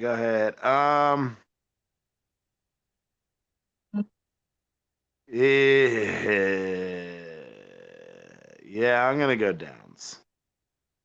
Because they seem to think that they really, really need a wide receiver to complement Stephon Diggs. And so I know it's not going to get a high grade, but I'm going to go ahead and I'm going to go with downs. Well, at least we're all in agreement. Yeah, I mean, the way that they're in, because again, they suggest that, they're unhappy with a certain individual in the slot who can't catch a pass to save his life. So, they're one. Well, we didn't even have a slot guy this year. McKenzie was horrible, right? Fucking Jamison Crowder got injured in like week 2. Beasley came on at the very end because we were desperate, so we brought him back from the grave. The funny thing is I love Bees. Actually outperformed the shit that you did get. Go ahead and get me Garrett Williams. Cool. Drafted. So with that, I'm gonna take this time as we wait for this next pick. Again, I'm gonna remind y'all we are doing a free giveaway when we reach 200 subscribers. It's beautiful. This Nick Needham jersey, autographed, JSA certified. All you have to do is like and subscribe. Tell your friends, tell your family. Make sure you hit that like button and make sure you hit that beautiful Taco Bell. I promise you, it won't give you the runs if you click it. I promise. You just gotta click it, and every time I come on, y'all see us on. First is that Nick Needham. I have Rogers, the new pitcher for our Marlins. I got Andrews back here. I have Howard. I got jerseys, bro. I got 4 jerseys. We're getting ready to give away, ladies and gentlemen. This is the road to 1,000 subs. So hey, man, make sure y'all hit that like and participate in these free giveaways, man. With that, And real quick, Big Philly, I just want to let the Dolphin fans know if I happen to win, I'm giving my jersey away to the nicest Dolphin fans. So y'all fucking be nice to Amicus. I'm I'll not. be real nice to Amicus. Hey, It Amicus, appears that me and Big Philly aren't gonna win it after we've been talking shit about drafting skills. whoa! I have not participated. Yes, you did. You called them out on another platform. At least I called them out here. You called them out on Batman. It wasn't like I was spitting blasphemy. It was factual. He had a fucking ass. Like, leave me the fuck alone. He was throwing your ass under the bus, Amicus. Don't let him lie to you. Oh, I heard it. I heard it. He said, look, I had a Hey, bad draft. I got a C minus, but hey, this guy Amicus got an F. I didn't have a C. I had a I B. think CT. I think his exact words were, "I saved Amicus' shitty draft. I saved his ass." That was his exact words. Yes. Hey, Amicus, Yes. hold on. You must admit. The last 2 picks I did for you, they were A pluses. Yeah, no, they were great, man. I listen. Hey, I wasn't offended at all. I thought it was hilarious. You're my guy. Hey, Well, so let me see the linebackers, man. I know I went wide receiver. I got that cornerback. I want to see running back and linebacker. Those are the 2 positions because they seem to want those pretty high. So let me see what the line. No. Go up to the best available linebackers. You can select linebackers and running backs. So they'll come literally, up at it's the top. literally right here. Okay. But it's There you go. well, it's right there. You got 2 running backs and you got Dorian Williams. You got McBride, Tank, and then Williams. That's your 3 top. CT's just going to copy my draft, my B. No. because here Here's the thing. went Actually, safety. I want the 2 freaking Bills fans' advice. So I got the wide receiver 1st round. I got your cornerback 2nd round. Would you rather? No, go up, a-hole. Would you Hey, rather have linebacker or running back at this moment? Going into your 3rd pick. What do you think is a bigger need for you guys? Linebacker or running back? you got Travis Scott there. Tyler Scott. Go ahead and give me Tank. Go ahead and give me Tank. We're gonna change it up. I like it.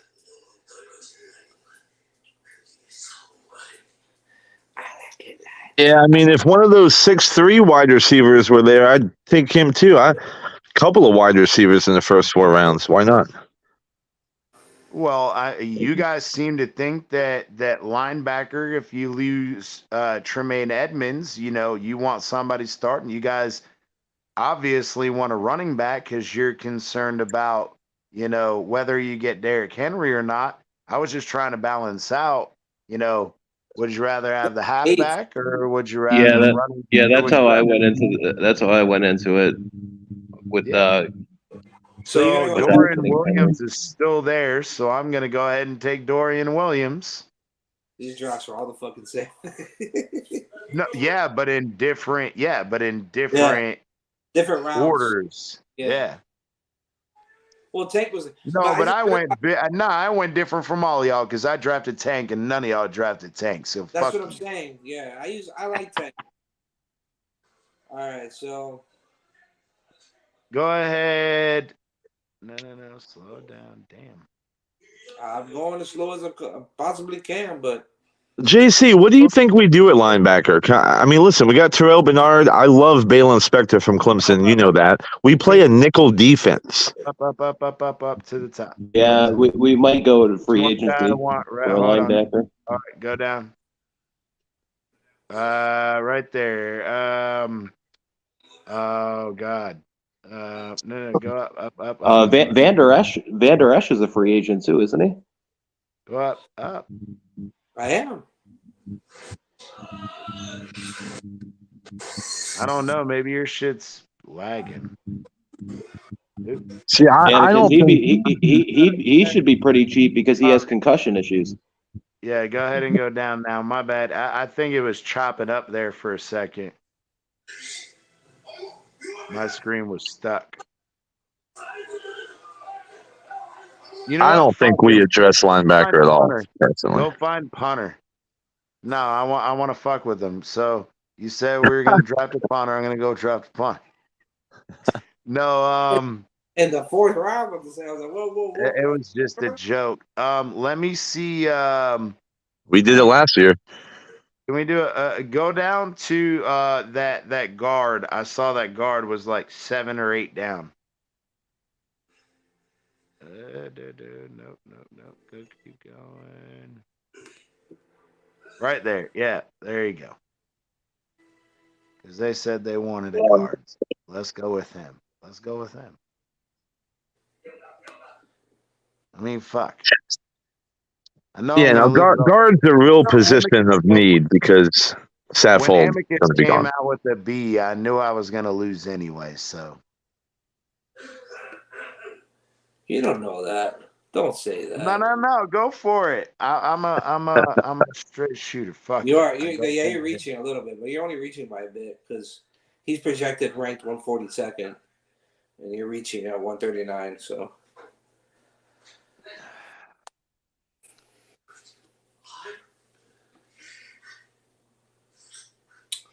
All right, so your next pick is 205, so we're about 50 picks away. And CT, keep in mind, you can get an A grade with Stetson Bennett in the 6th round. Just like a little ace up your sleeve, Yeah. There's a lot of guys. You can do TJ Bass there. There's a couple guys there. Nobody Yeah, likes TJ Bass. great. Stop it. What you mean? TJ Bass is a good tackle out of Oregon.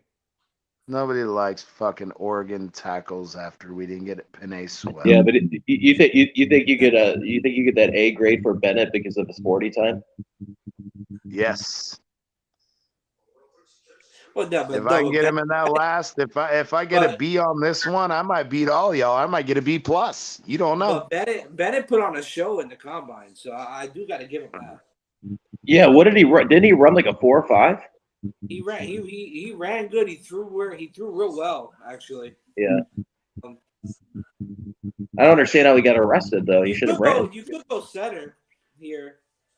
You could go center here. You got. You know what? They no. Go ahead and give me Will Mallory. You're gonna go tight end, and then Will Mallory out of all tight ends, bro. I'm a Canes fan. That shit. Yeah, but again, they want somebody who can block and catch, and Will Mallory can do both. If they can double that up with Dawson Knox, I think that's a good fucking pick. Okay.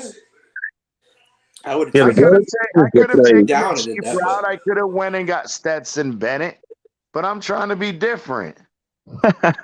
Damn, bro.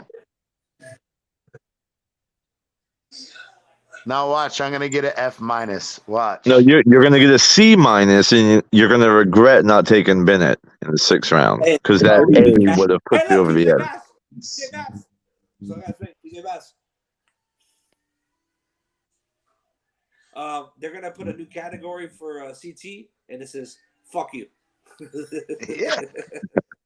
Hey, the 7th round pick, I might pick them a punter. You don't know. There is no 7th. We don't have a 7th. Oh shit! Yeah. Never mind. Yeah. You are Damn, done. I should have fucking drafted a punter at 6. All right, here we go. We'll see. Moment of truth.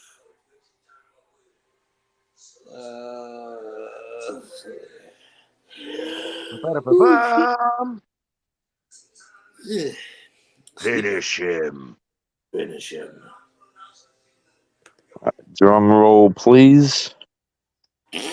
Oh, sorry. That's not drum roll. That's fart.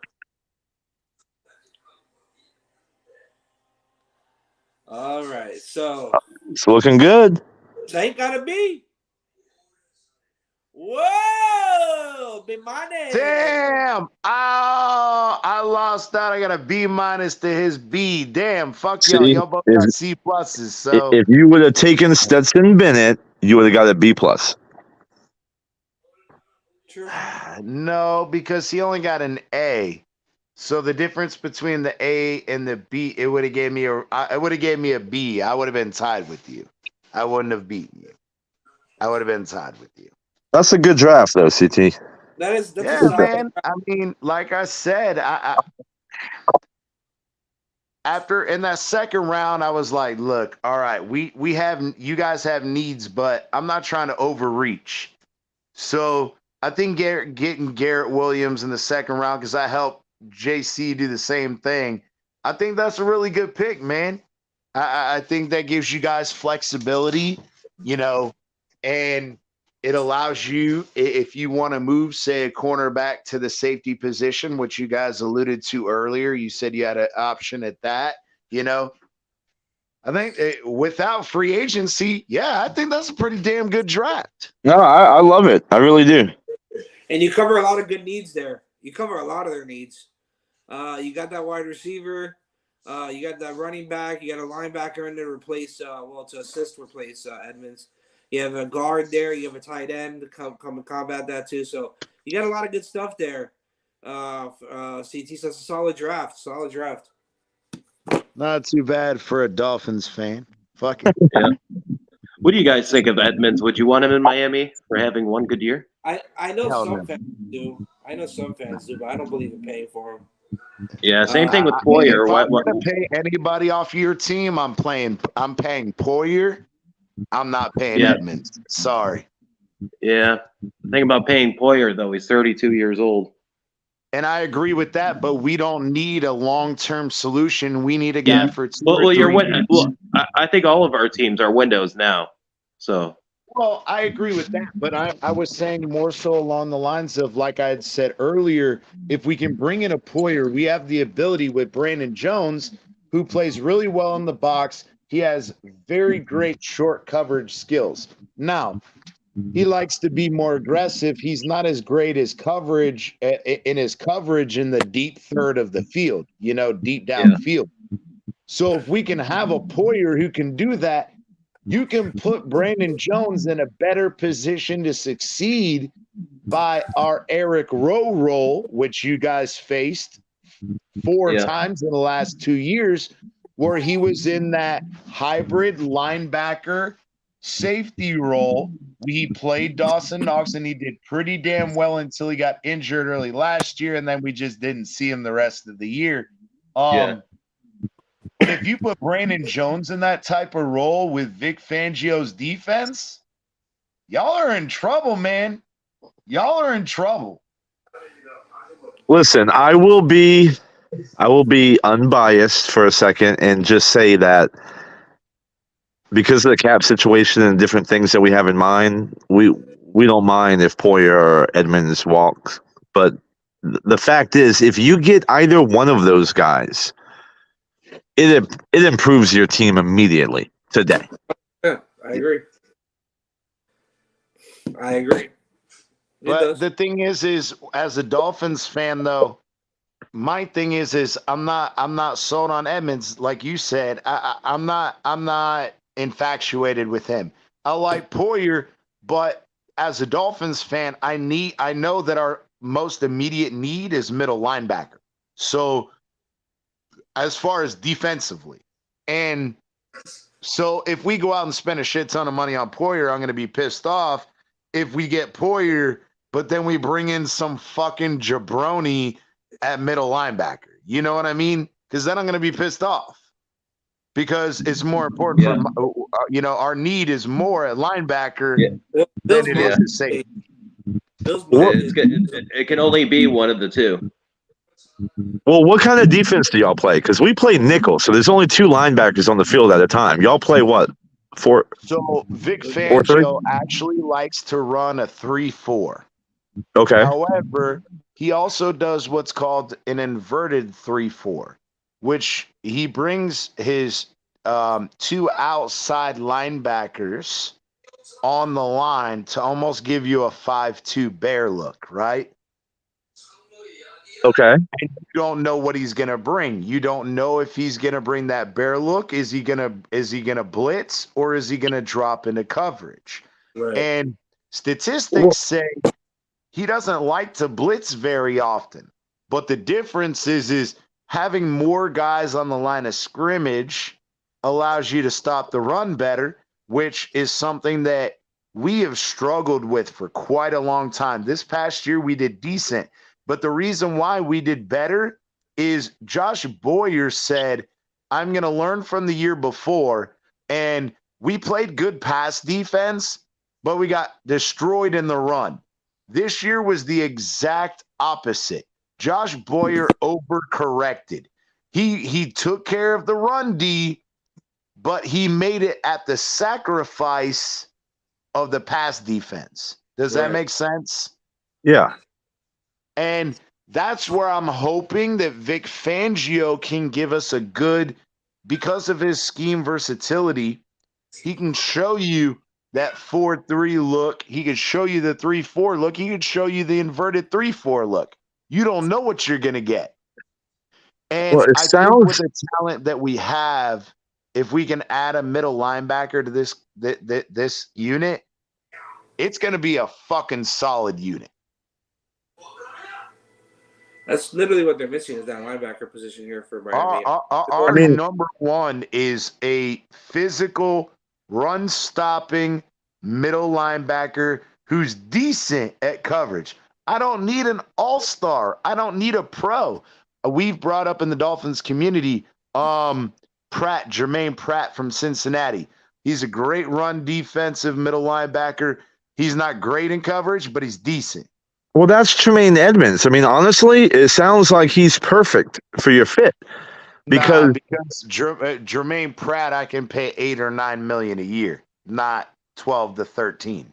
no, I just mean the skill set, the positional skill set. Yeah, and I agree. But that's where I was saying. My point was, I don't need Tremaine Edmonds. I don't need the all-star big name guy. I just need a guy who can fucking do his goddamn job. But that's where I'm an old school guy. I don't give a shit about all this histrionics and all this bullshit. I just want a dude who could do his fucking job. Yeah, another guy too that we hear that I've been trying to put out there is Devin Bush. There's another guy that you can pay him 1 year. Yeah, Bobby Wagner is another one who he's getting up there in years. You pay him $7-8 million a year, and he comes in on a 1 or 2 year deal. You can allow him. You guys were saying busts on your team. We have them too, bro. We drafted 2 linebackers last year. We drafted 1 in the 4th and 1 in the 6th. And our 6th round linebacker played more snaps than our 4th round linebacker. We got Boogie Basham, who's got 2 sacks or one sack in like 2 years. We drafted him in the 2nd. Yeah, but he's a rotational edge rusher, though. We have 1st round offensive linemen that are busts, 2nd round offensive linemen that are busts, 3rd round offensive linemen that are busts. We had a 1st round cornerback that's a bust. We had a 2nd round guard that was a bust. We had a 3rd round center that was a bust. We had a 2nd round linebacker 2 years ago that was a bust. Bro, we're talking about. I can't believe they're saying, bro, Chris Greer can't draft to save his life in the early rounds. And they're going to keep Austin Jackson and Liam Eichenberg as well. Yeah, we are. And but unfortunately, this dumb motherfucker still believes in them, which is horseshit. So, CT and Big Philly, I have a question for y'all. What's up? With the news coming out with Lamar Jackson on the Here we go. on the tag, but you said I knew it was coming. yeah, so you don't have a 1st round pick, right? They want 2. You have to pay 2 on the non. So it pretty much puts the Dolphins, unless y'all know something I don't know, it puts y'all out of the. Lamar. No. They can make a trade and get a 1st rounder. Yeah, they Well, can't. not even that. We don't even need that because again, they insist on 2 firsts, but they didn't specify they wanted a first this year. So they're putting themselves in the position where we could give them a 2024 and our 2025 first round pick, but in reality, I don't see that happening. I think that the Dolphins are committed to it, whether people want to believe it and accept it. Denial is not my problem. That's y'all's problem. If you want to deny it, that's fine. But the facts are out there. The facts are out there. Yeah, and exactly. That's what I was saying earlier in the show. Whether people want to believe it or not, he will be the starting quarterback next season. Will he be there from beyond that? I don't know. I don't know if they're going to go, beyond that. But for sure, for certain, one thing's for certain that next year he will be our starting quarterback. And then we'll figure that out, I guess, as the season goes along. But I don't see us in the Lamar Jackson sweepstakes like everybody wants us to be. I think Another thing is, I'm not paying Lamar $230 million. No, I pay him. I would have paid him because Lamar earned that check. Well, Baltimore offered him 180, and he wouldn't take it. Because he wants Yeah, Deshaun Watson. Yeah, Joe Burrow isn't even going to see that kind of money. Yeah, and that's something I was talking about the other night. Big Philly and I and a couple of our guys who are, going to help us expand the content here and whatever. But we had a good conversation, and part of that conversation was, okay, Geno Smith is making $30 million a year. Okay, Yep, and now you got Daniel Jones getting 40. Smith. Daniel Jones is making 40. Yeah, Exactly. That's even fucking worse. That actually makes the argument that we had the other night even worse because I said I don't want to give Tua the 5th-year option because in reality, if we give him the 5th-year option, we're only paying him $27.5 million. But the problem is if he balls out this year and next year, now you're looking at trying to pay him 45 to 50 million. Well, now if Daniel Jones is making 40 million and he sucks donkey dick, we're talking about Tua's going to want 50 to 55 million a year. 40 million for 15 touchdowns. And here's my thing is I would rather go to Tua right now and extend him and say, I'll give you a fucking 4-year extension. I'll give you, again, with it's going to be front loaded, obviously. It'll be front loaded this year and next year, saying, okay, I'll give you 30 million this year. I'll give you 35 next year. I'll give you 45 your 3rd year, and I'll give you 50 your 4th year. But we have an out as far as dead cap in the 3rd and 4th year. Because here's my thing. You're not going to buy any of these shitty other quarterbacks for less than 30, 35 million a year anyway. Why not give it to Tua? And if he falls flat on his face, that's fine. You'll have the draft capital to pick whoever the fuck you want, and you'll have money to sign whoever the fuck you want, because he only's taking a $30, $35 million contract versus these other guys who are fucking bench warmers at best, but found their way into a starting role and are getting paid $40 million a year. Yep. I agree. So I know Big Philly is like big on Lamar getting his money, but here's my opinion on what the Ravens did. They were smart to go with the non-exclusive. What's it, 32 million, right? Yeah, but now, it's smart if you're trying to, like I said before, it's smart because you don't lose anything, you only gain. But the problem is, actually, it's risky business though. But not really, CT. Let me tell you why.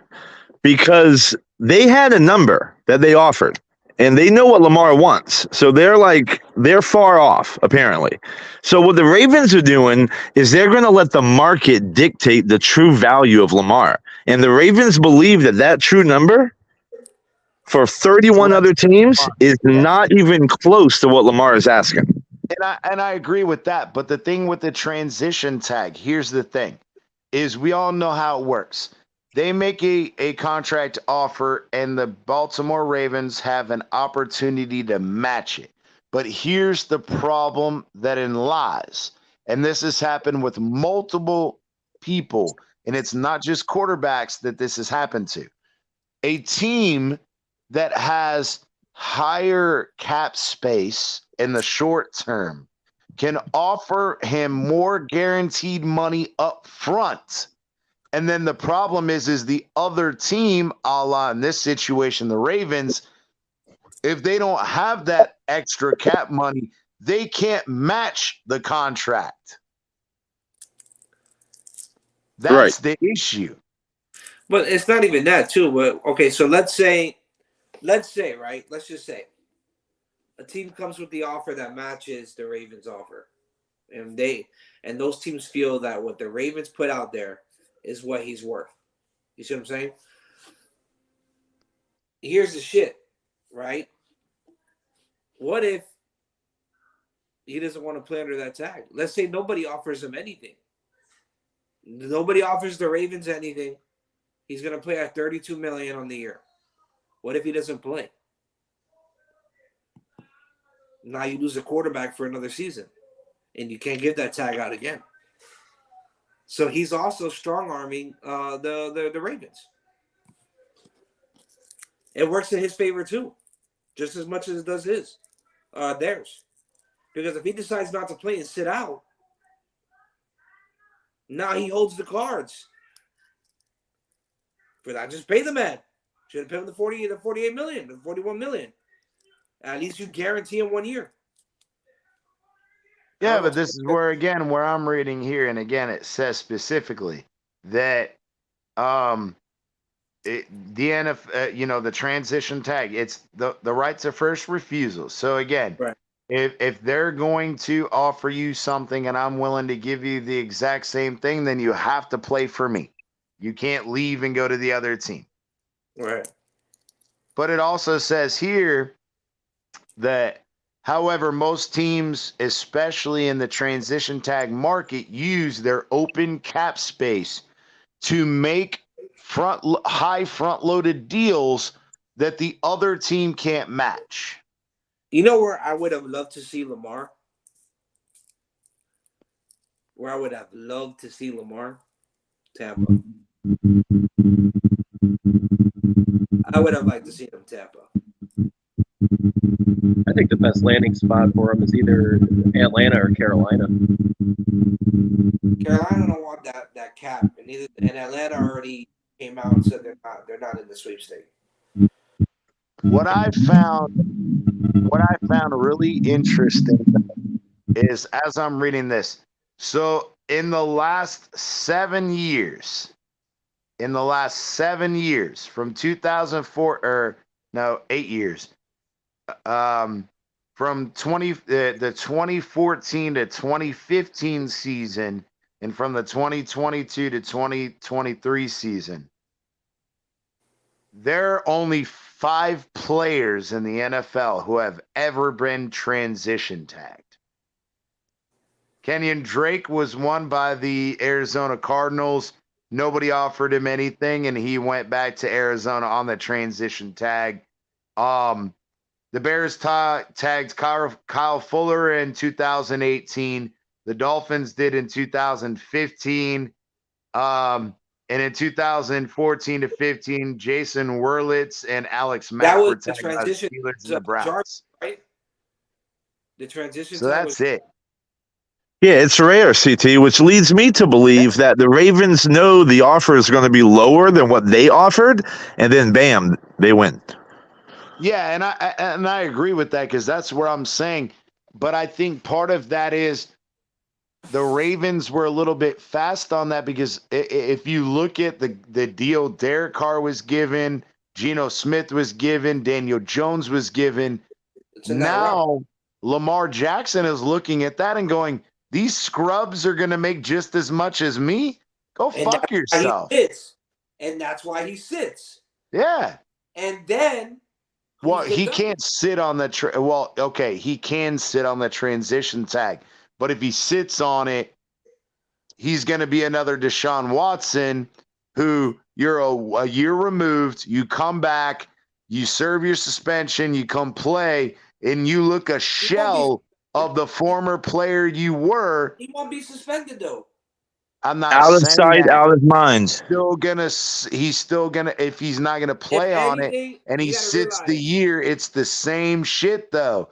You're yeah, not playing but you football. gotta You're not in a competitive environment.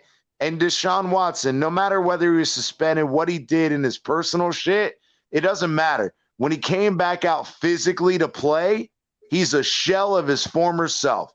Period. I don't think. I think it just no. Bullshit. But hold on. No. But wait, CT. You have to understand something. Deshaun Watson was not 1 year removed. Deshaun Watson was almost 3 years removed. Yeah, From he had this an game. injury before. It was 1 year and 8 months. If I'm not mistaken, he had an injury prior to that. Yeah, he did. He had an injury. He was injured. He had a torn ACL. That's If I'm not bullshit. mistaken. No. I'm not talking about the injury aspect. I was talking about Right, you but I'm said just thinking, specifically yeah, Lamar hold on, Jackson wait, sitting wait. out. That's all I'm But trying wait, to say. But hold on. But what I'm saying is I'm just giving you an example because you used Deshaun Watson. In Deshaun Watson's case, he sat almost 3 years because he got injured.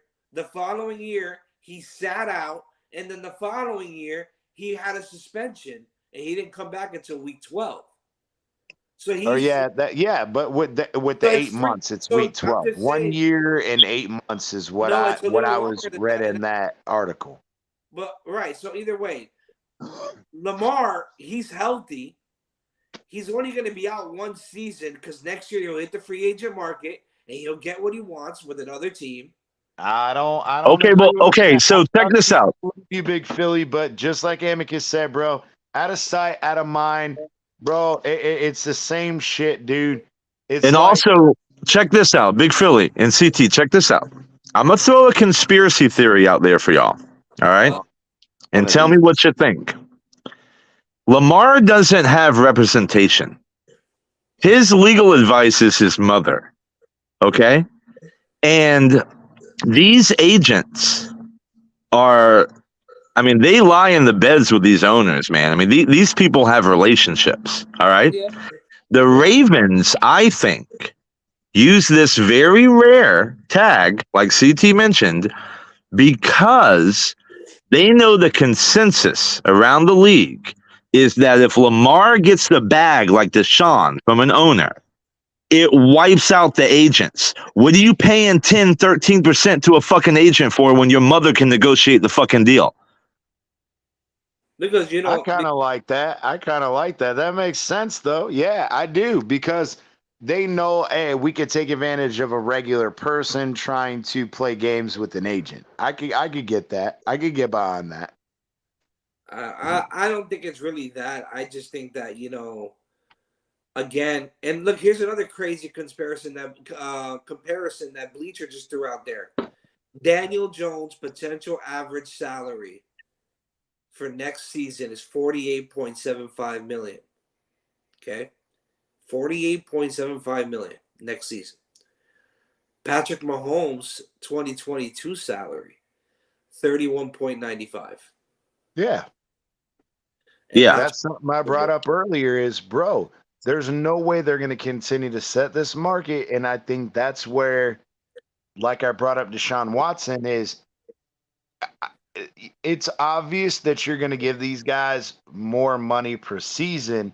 The problem or the conspiracy part, I believe, is more revolved around guaranteed money.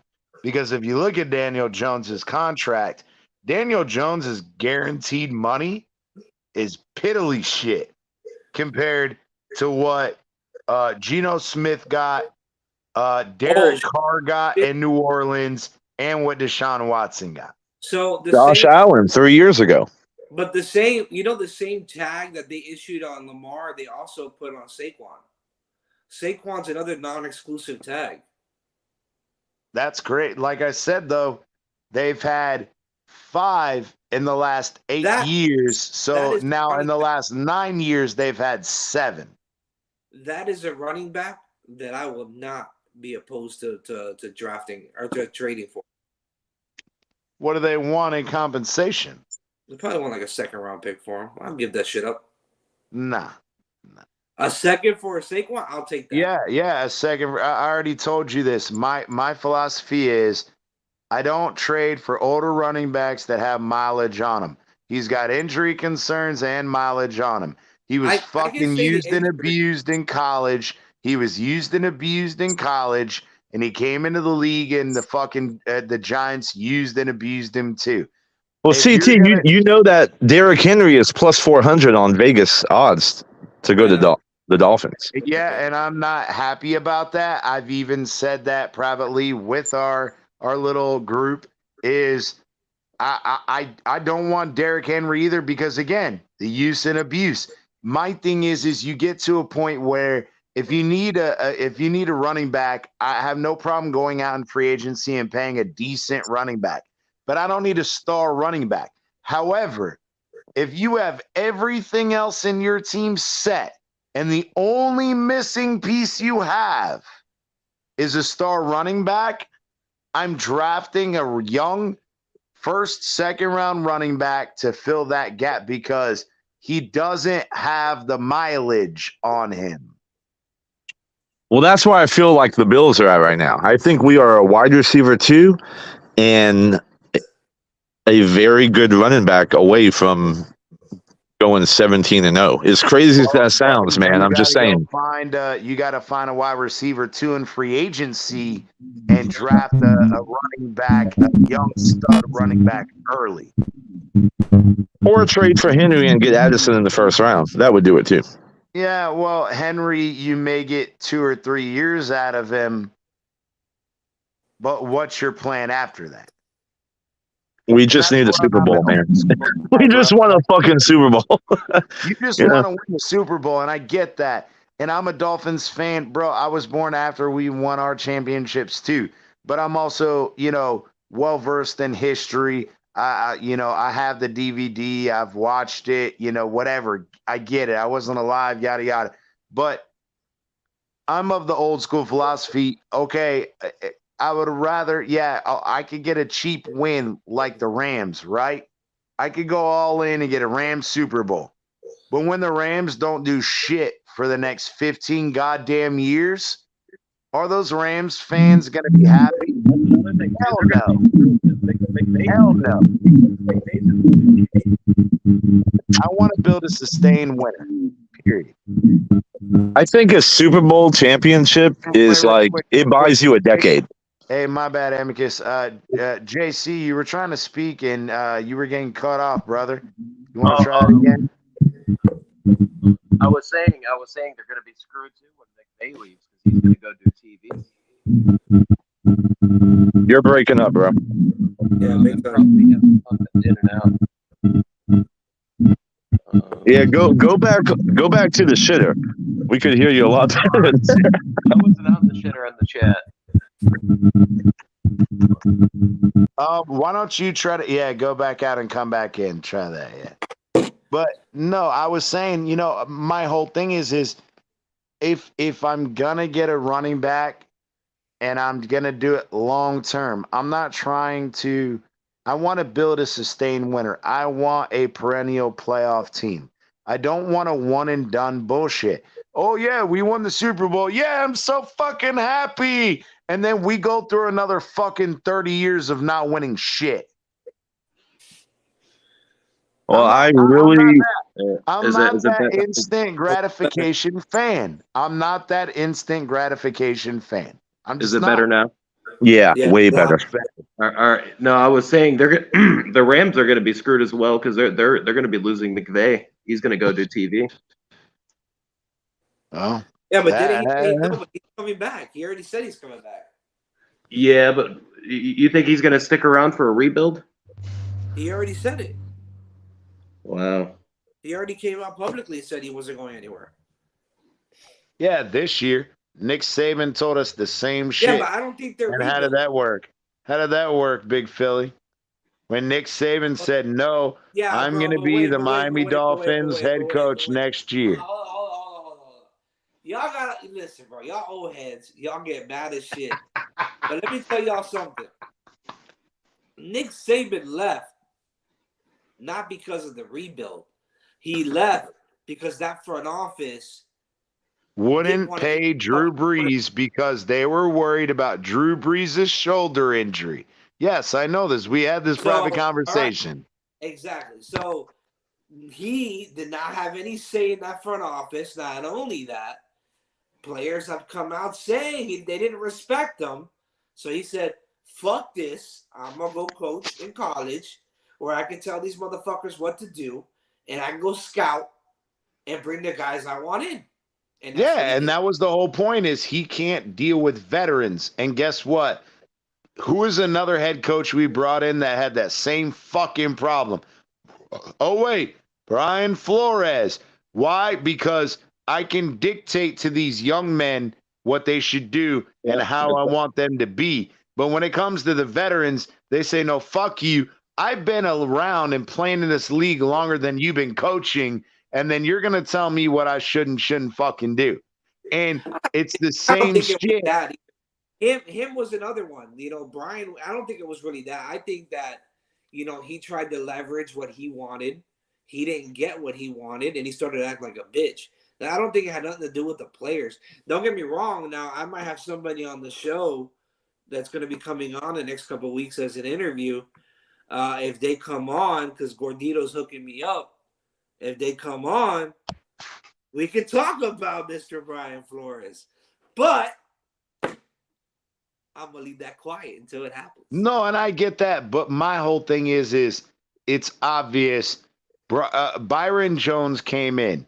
He was a veteran brought in by Brian Flores, but the veteran that was already established on this team in Xavier Howard got the shit end of his stick. Now, we could talk about the same thing. Jerome Baker and Noah Igbenogany were brought in by Flores as Flores' little subjects because they were first and second round picks, respectively, and they were given the deference by him. But it's yet Baker provides us with a underwhelming performance every year. Then we get to Noah, who he's an absolute bust. But then because you're dealing with these veteran guys, you think, oh, well, I'm going to, piss off these veteran guys and not do shit with these veteran guys. But I'm going to coach up the young ones, the ones that are loyal to me, the ones that are thankful to me for bringing them to this team. But then he's alienating the established veterans that are already on this team. And that's exactly what happened, Big Philly. Tell me I'm lying. Tell me I'm Well, lying. I agree to some of it. I also disagree with some of it, but we're gonna leave it at that. Because I got my views on Mr. Jerome. Y'all know I can't stand Noah and Benogany. Y'all know that. Well, it's not that I can't stand him. I've said it. I think that he might be better in a different position or in a different system. A system that doesn't require him to turn his head, preferably. A la a fucking Cowboys defense that likes to play zone and not man. Yeah, he needs to play. He needs to play something that he's going to play in front and not behind, and that's my thing with him. But Baker, I have a different thought on Baker. I think Baker's another one that's out of position, but he's doing well in that middle linebacker spot. I think that he was good at outside. He's average at middle linebacker. I think we'll be okay there if we bring in a guy to pair him up with like Devin Bush. I think those two would be a very athletic inside linebacker position there. But that's my opinion. You have a different opinion about Jerome, but I think Jerome is good. He's still getting 100 tackles a fucking season, which is what you Yeah, want. but the thing is when he gets 100 tackles a season and five of them are at or behind the line of scrimmage and the other 95 or 5 to 10 yards down the field. And this is my thing, and I agree with you. I do believe he's playing out of position. The two things that Jerome Baker was drafted for, and he does well, is he blitzes the quarterback, and he can play underneath coverage in the backfield on swing passes and whatever because he has sideline to sideline speed. That is Jerome Baker's niche. The problem is just like we had Jalen Phillips playing back in coverage, we had Baker playing out in coverage. Baker does not. He's absolutely atrocious in the run game. The thing is that's So where I'm pair him up with a guy excited. like Butler. Wait. Just let me finish this. That's why I'm excited about Vance Joseph or not Vance Joseph. Sorry. Fangio. Vic Fangio. He's going to play his players in their best positions. He's not going to try to force a square peg into a round hole. That's Right. where I'm excited for Baker because I think the change in scheme and changing coaching will really allow us to see what Jerome Baker can do because I'm sorry, but Josh Boyer and Brian Flores had no idea what the fuck to do with them. I'm Period. surprised Brian didn't end up in Buffalo after Buddy stepped down and stepped away from the team. I mean, I get that too, but my whole point is again, both Boyer and Brian Flores wasted Baker's abilities trying to force a square peg into a round hole. Another example we did that was Noah. Noah, even though he was a decent edge rusher or edge cornerback, all because Devontae Smith said the number one cornerback that was most difficult for him to play was Noah, is the only goddamn reason we drafted him. And that's one man's opinion.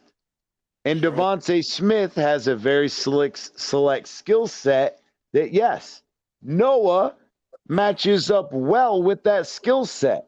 But if you try to put Noah against the big-bodied, physical possession wide receiver, Noah's going to shit the bed.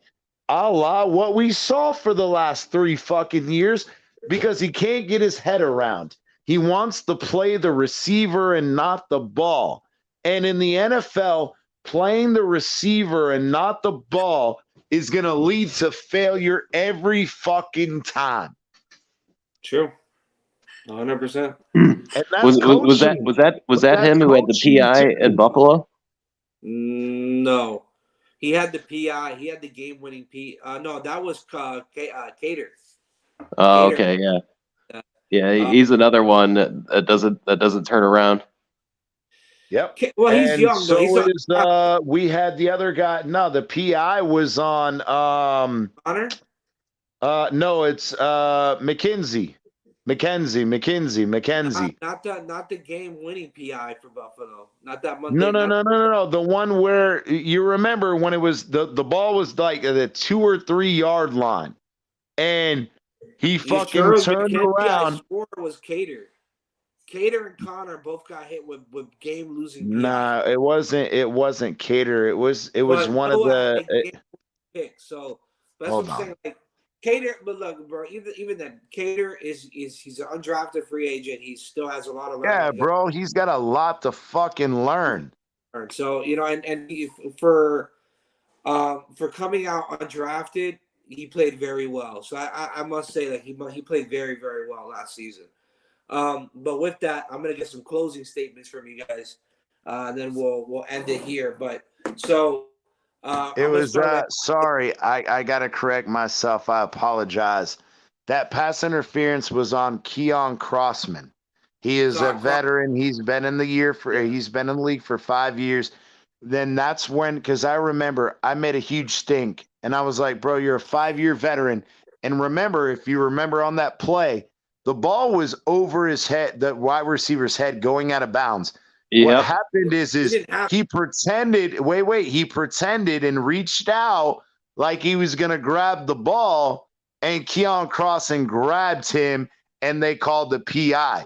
The ball was over his head, but he outsmarted a veteran. And that was what frustrated me about that play.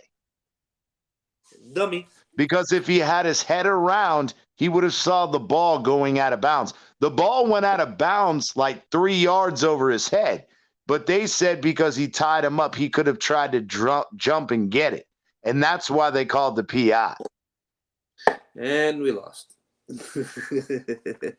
Yeah, but I'm just saying that that's where, I get frustrated. With the older guys. Noah's been in it 3 years. Crossman's been in it 5 years. Bro, this is basic technique. You find your spot, you spin your head around and you find the ball. And if you can't do that as a boundary cornerback, you're fucking useless. You're right. So, and that's just facts. No, that's just facts. 100%, man.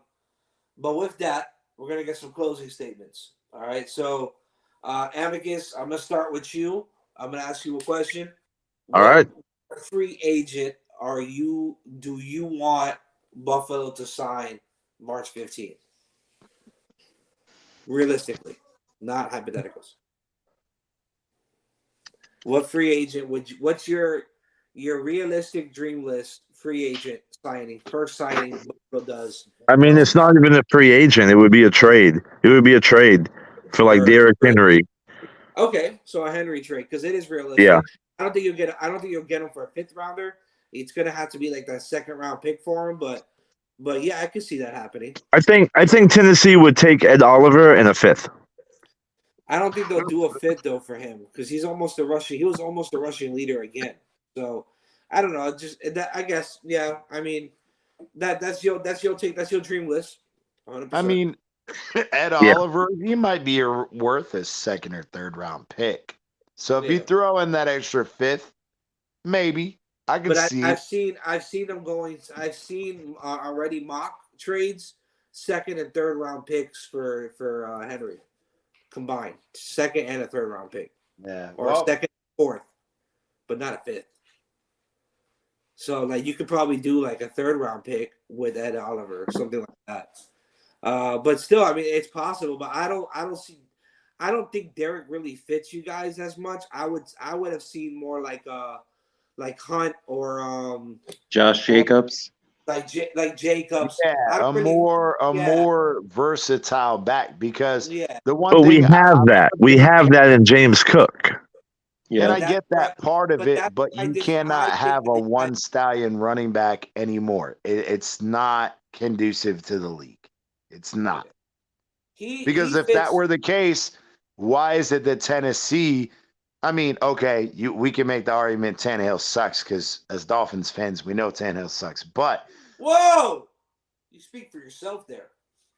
No, Tannehill was above average, but he was above average at best. And I'll leave it at that. But I will say this. The whole point was if Derrick Henry can't help Tannehill, how in the fuck is Derrick Henry going to help Josh Allen? I'll tell you why. Because Tannehill is Tannehill. And Josh Allen is an alien from another fucking planet sent to destroy all of NFL mankind. He's a lab-created cyborg.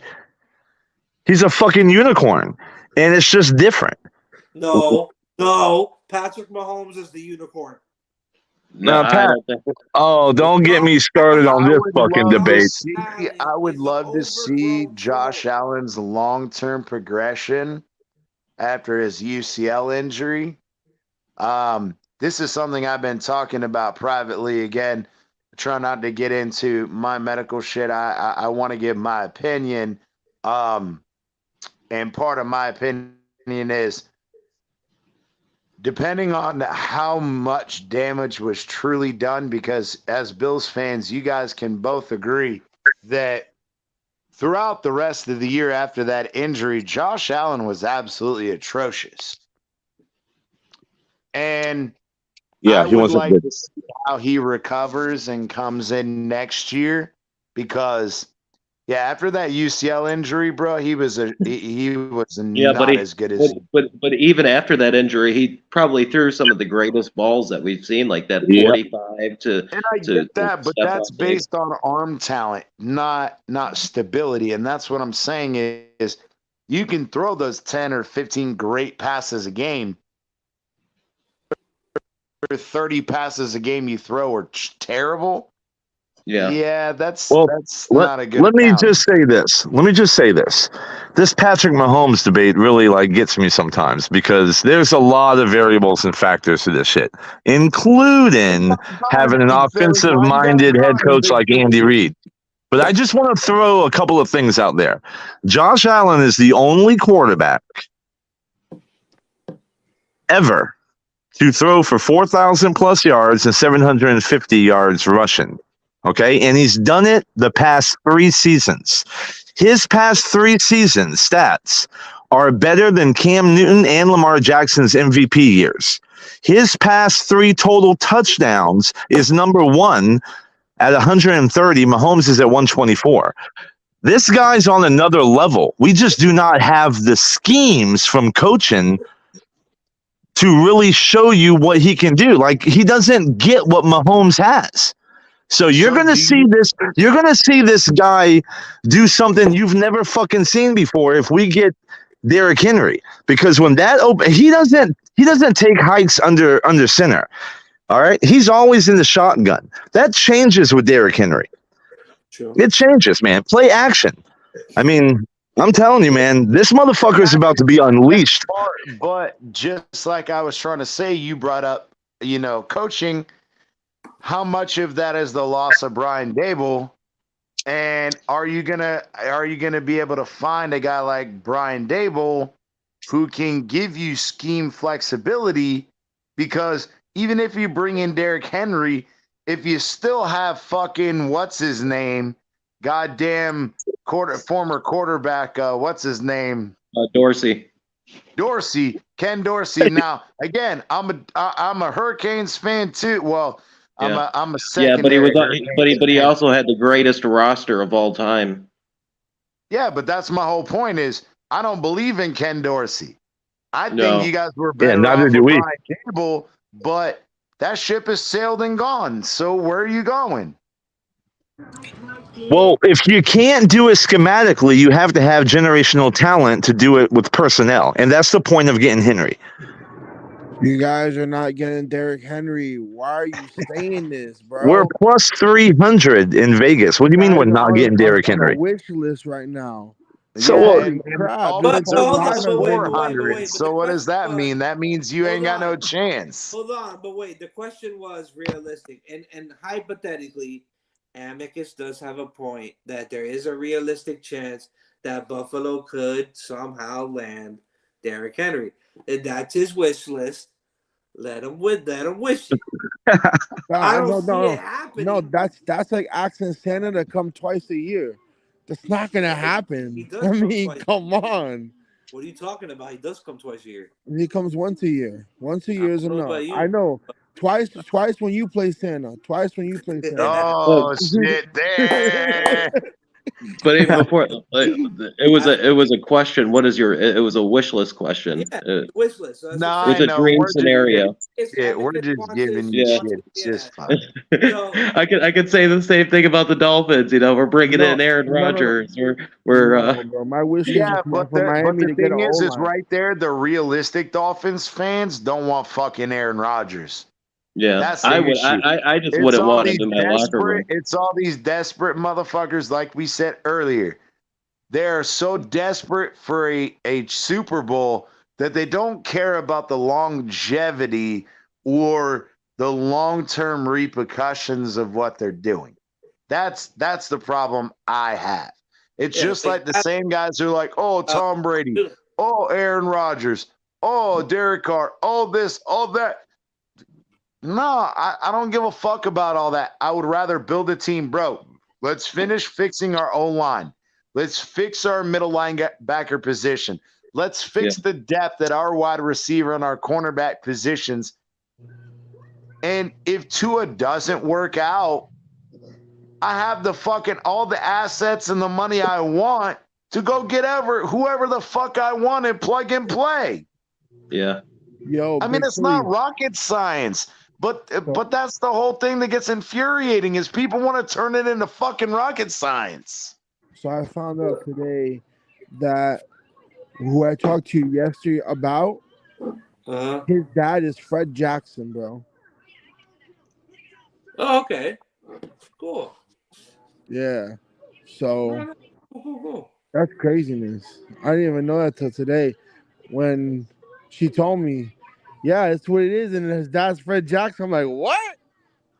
Yo, Fred this getting Jackson, the running back? crazy. Yeah, the old running back from Buffalo. Buffalo. Yeah. Yeah. That's craziness. I mean, think about it, bro. A lot of these guys have kids, and I had today in my office. I had Travis Benjamin, and he just retired last year, and he has a 16-year-old. Wait, don't get me wrong, it's a daughter, but he has a 16-year-old daughter. That kid's gonna come out. If let's say he was a boy, that kid will come out of college in a couple of years. So, a lot of these guys, like the only one that I see that has like a really young kid is Pouncey, Mike. Mike's training his kid to play quarterback. So I told him I was the smartest shit. Mike is a coach at PPO right now. Yeah, but because his At son, PPO, oh fuck him then. Fuck that. But his son is the quarterback. Hey, Pasadena, his son's pretty Lakes. rough. Hey, Pasadena Lakes Panthers, but baby. Fuck PPO. Hey, I watched that little kid throw.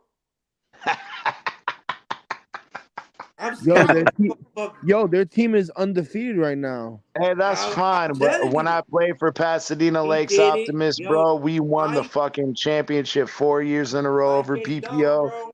We went to the same middle school. We went to Pines Middle School together. We went to the same high schools together. Fuck all of them. Fuck PPO. Hey, Pasadena Lakes Optimist, baby. That's where it's at. Facts. Yeah, but you know Pasadena doesn't exist anymore, right?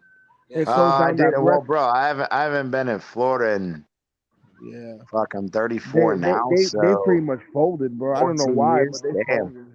What are the top high schools right now? Is it IMG and Aquinas? Hey, the funny thing is there's a certain person that your brother El Gordito, you and your brother know, who's very significant in this community for his purpose in his job. Him and I played on Pasadena Lakes Optimist team together and won championships together. Well, I cannot say that I played with anybody of significance. So, what he played for was the left injury bench his whole life. Yeah, I was literally injury reserve. I was injured, and I was the backup to the injury. Yo, have you ever seen somebody throw ambidextrous, a football ambidextrous with the other arm? Meet Phillip. Yo, I've been on IR for our Turkey Bowl people. Like we have a league, and our game, not really league, but a game that we play every year. I've been on IR for at least 8 years. You were in the protocol? Hey, are you MVP? MVBP? Are you a most valuable bench warmer? Are you MVBW, the most valuable bench warmer? I don't even show up anymore. Put it that way. I don't even show up. Nah, we don't even do the Turkey Bowl no more because every time my in-laws come over and their kids come over, you guys know my 17-year-old, he's 6'2", and he doesn't got an athletic bone in his fucking body, but I just throw the goddamn ball at him and he catches it, and they get so pissed that we don't even play anymore. No, I ain't gonna lie. Poseidon and them, because that's Poseidon really. That Poseidon and then Chris and all the people, they go all out for that little Turkey Bowl, bro. They do flag football, bro, but they got the cones and the flags and the domino table. But the problem now, because we got older, it never gets past halftime. Hell no. yeah. We always get Halftime's the injured, cutoff. bro. They're good I'm for like not talking about 25 now. I'm minutes. talking about 10 years ago. Hell nah. Now fuck that. I'm all-time quarterback, bitch. I don't run around. Fuck that. I know Willie's watching right now. I don't care what y'all fucking say. Y'all last 25 minutes and you knocked out KO. Yass is out there playing dominoes, huffing and puffing. I'm just Hell saying, yeah. I want to last 2 seconds, and that's me talking shit. Nah. The first thing that My comes real out, shit, I the told first you. thing, I admitted it, bro. I told the kids 2 years ago. Look, 2 you years ago, bro. I you got, fucking all the said high it. school kids, they play football. I'm all-time quarterback, bro. I don't run no more. Fuck that. I don't yo, do shit. the I'm first thing that all-time comes out of quarterback, bro. the first thing that comes out of Willie Beeman's mouth is, "I need a drink. I need a beer. I need something." Nah. That's Willie, how you I'll know tell you Willie's what though, done. man. Willie for his size, bro. He a little quick, bro. He play linebacker there, for the little Turkey Bowl, man. Play a little Hey, El linebacker. Gordito, you know He that, acted bro. on it. Hey, that's the only way. That's the only way when you trying to tackle these young motherfuckers. That if you don't have a beer or smoke a bowl or a blunt beforehand, bro, you be dying the next day. Like you're gonna be in the emergency room and shit, bro. Stop it, Hey, you bro. better Yeah, No, have no, no. right. I Hey, gotta you admit, better have I this got in your back embarrassed. I pocket. can't I make got it embarrassed by my to Thanksgiving 16-year dinner. old my 16-year-old brother-in-law, right? My wife has siblings who are significantly younger than her. He plays for a team here in Virginia. He plays for an all-star team. He does traveling, but he also does high school, right? So he plays year fucking round.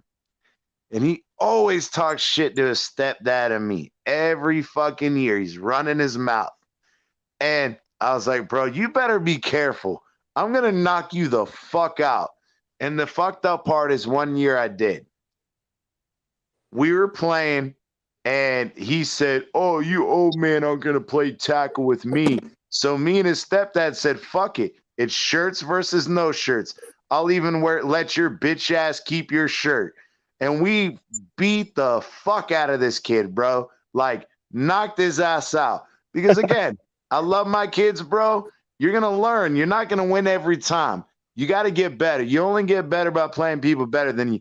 That next year, bro, he broke my ankles so fucking bad that I'm not even going to lie. I'm saying this on camera, live recorded. I was fucking in the goddamn chair for 3 goddamn weeks. My Wait, ankle was so fucked up, bro. My ankle was so fucked, it wasn't even funny. I crawled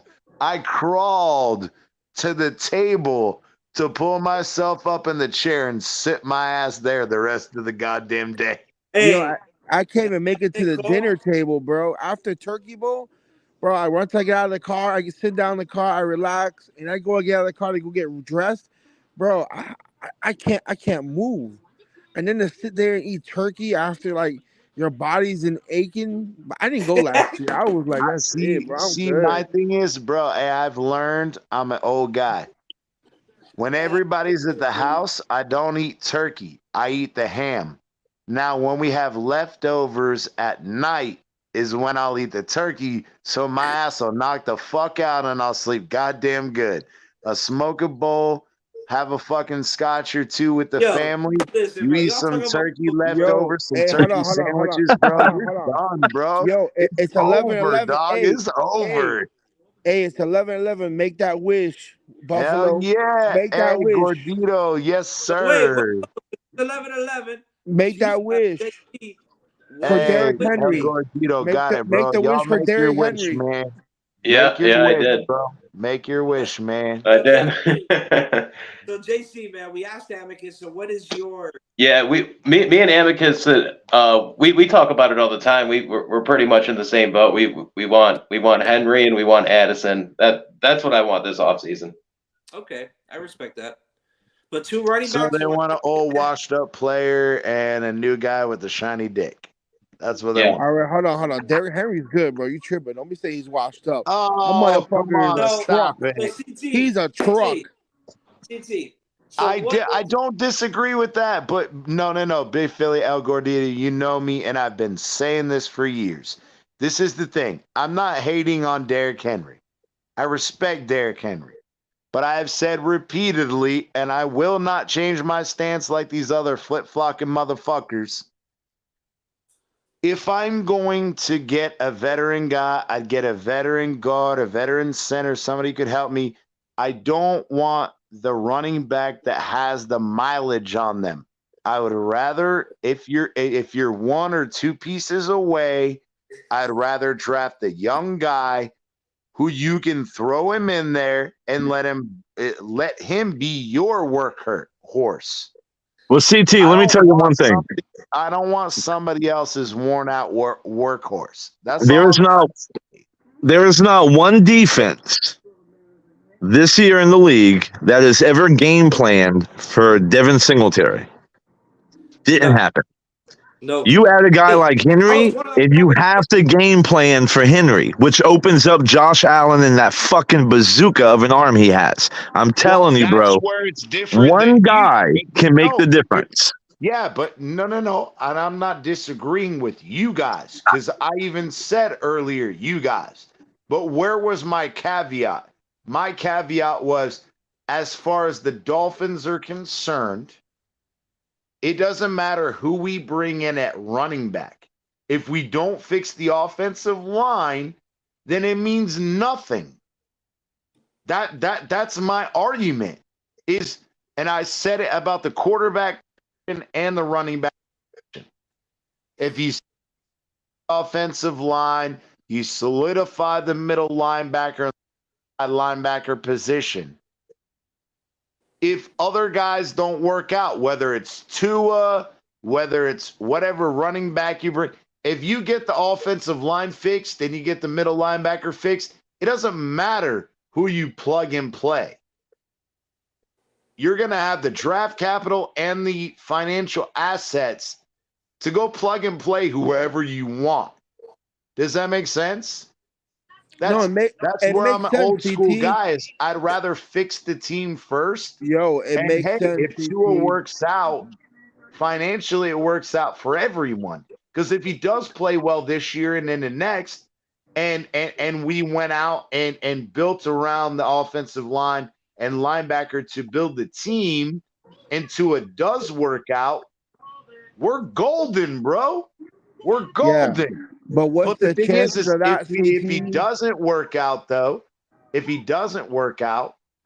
you've already spent the money to build the team around him, you have both the draft capital and the salary cap room to go get whoever the fuck you want. Yeah, we're the Miami Dolphins. We're not going to do that. We're going to stay with that garbage I know. and keep our hopes to build. We've talked about enough about the Dolphins today when this is supposed to be a Bills day. But hold on. I just got one question. Because this is an argument I had with someone the other day. The other day, someone told me that Miami should go after Taylor Lawson from the Titans, the left tackle, right? I wouldn't pick anybody. Hold on. You mean Luan? Yeah. Yeah, listen to the transition here. They said that we should put in Armstead to the right tackle position, put Lawson into the left tackle position. Who told you that? Hold on. That's a crackhead. Put Austin Jackson into the right guard and then put in Eichenberg into the left guard. Who told you that? I'm not saying names. When I heard that, that, he said, I don't want to say names because whoever that is will get fucking used and abused. But that is absolute fucking the stupidest shit I've ever heard in my life. Luan doesn't even have any ACLs. Who would want that? Yeah, it's so crazy. That's another thing that I wanted to bring up, and that's a good point. Hey, that's where the source, CT. I know who it was. Who was that? Oh, Adam Gase, who him and fucking Chris Forrester were smoking snorting coke. That's why he was bugging out like that. Him and Chris Forrester went and bumped a line of coke after they got their ass whooped again. That's exactly why it looks like that. Oh, hey, by the time that they're done with it, this is going to be the team that they assemble. Hell yeah. That's exactly what Chris Greer looks The like ice when he box. fucking drafts people and fucking signs people sometimes. It Telling looks you. like the goddamn fucking Goonies up in this bitch. So CT, what? So all right, from a biased perspective, although it's kind of hard to be biased, being that we're Dolphins fans, right? But try to be as biased as possible. What move do you see Buffalo making come March 15th? I hate being redundant, but if the Bills Mafia is saying that they need an upgrade, because we as Dolphins fans know the only run game that the Bills have is Josh Allen. So we know that. If they're dead set on upgrading their running back room, Derrick Henry's a good move, but it doesn't have to be Derrick Henry. It could be what's It his name? could be Hunt, it could be Madison, it could be. Hunt. Yeah, Hunt and all that. Like, I'm not set on one specific player, but Bean I also will, didn't. as a unbiased opinion, if the Bills can get a running game beyond Josh Allen, that They are. makes them so much more fucking difficult to defend. You're right. And I think that that's something that we would have a really hard time dealing with. The one thing that does scare me though is Bean didn't rule out bringing back Singletary. I don't want that. He said he wouldn't mind bringing Singletary back. Well, that's y'all's, and I don't give a fuck who it is. Like I said, Yeah. it's as Dolphins fans. If I'm gonna be unbiased, which he asked me to do, my biggest fear when it comes to the Bills is you guys got a good pass efficient, well working passing game. Yeah. We got to worry about Josh Allen running every once in a while. If you had a legitimate O-line and running game, bro, if we're being realistic, bro, they would be their fucking kryptonite, bro. There would be no stopping that. And that's just facts. Well, I can speak well, I won't speak for Bills Mafia, but I'll tell you this. I feel the same way about y'all getting Lamar Jackson. To me, and I know that the insider for the Dolphins have already come out and said that y'all are out, right? You're not going for it. It's not But happening, bro. if Tua is you our quarterback, period. But you really should have done it. Because the truth is, if you put Lamar Jackson back there, throwing to those fucking beasts, Tyreek and Waddle, with his ability to run, I mean, you're spreading defenses out, man. No, but what the fuck is anybody going to do? But Amicus, you got to remember that as great as Lamar Jackson is in running, his accuracy and his ability to make plays inside of the pocket is his weakness. The thing is this scheme is built around that. It's built around throwing inside of the pocket, but also being able to run outside the pocket, not necessarily being a freak athlete, but just keeping a defense honest.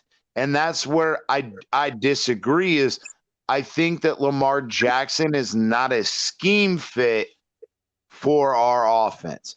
Is he an elite athlete? Can he run like the Dickens? Can he make plays? Yes, absolutely.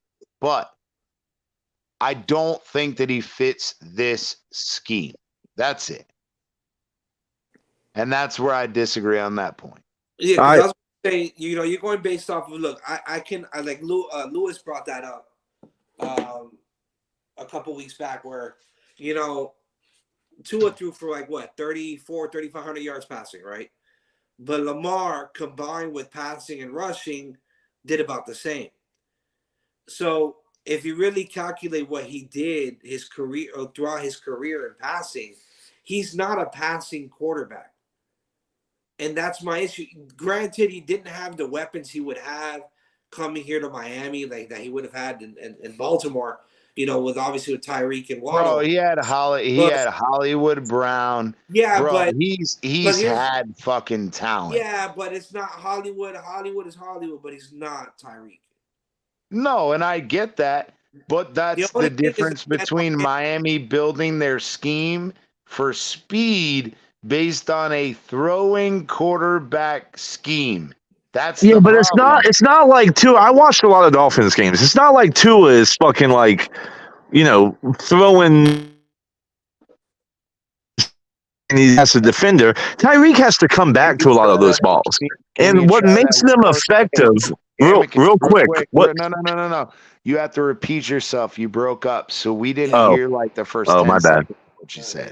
I was saying that it's not like Tua was throwing 70-yard bombs to Tyreek where he was blowing the defense, blowing the top off the defenses. Tyreek had to come back to a lot of those balls.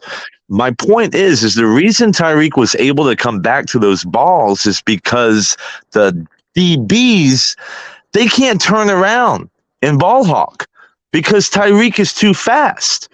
So that's why he was able to come back. Lamar would do no worse than that, but you would have the running ability to keep the defense on their heels as well. It would just be way better. Way better. Here's my thing, and I agree with what you're saying in that aspect, but I have to push back.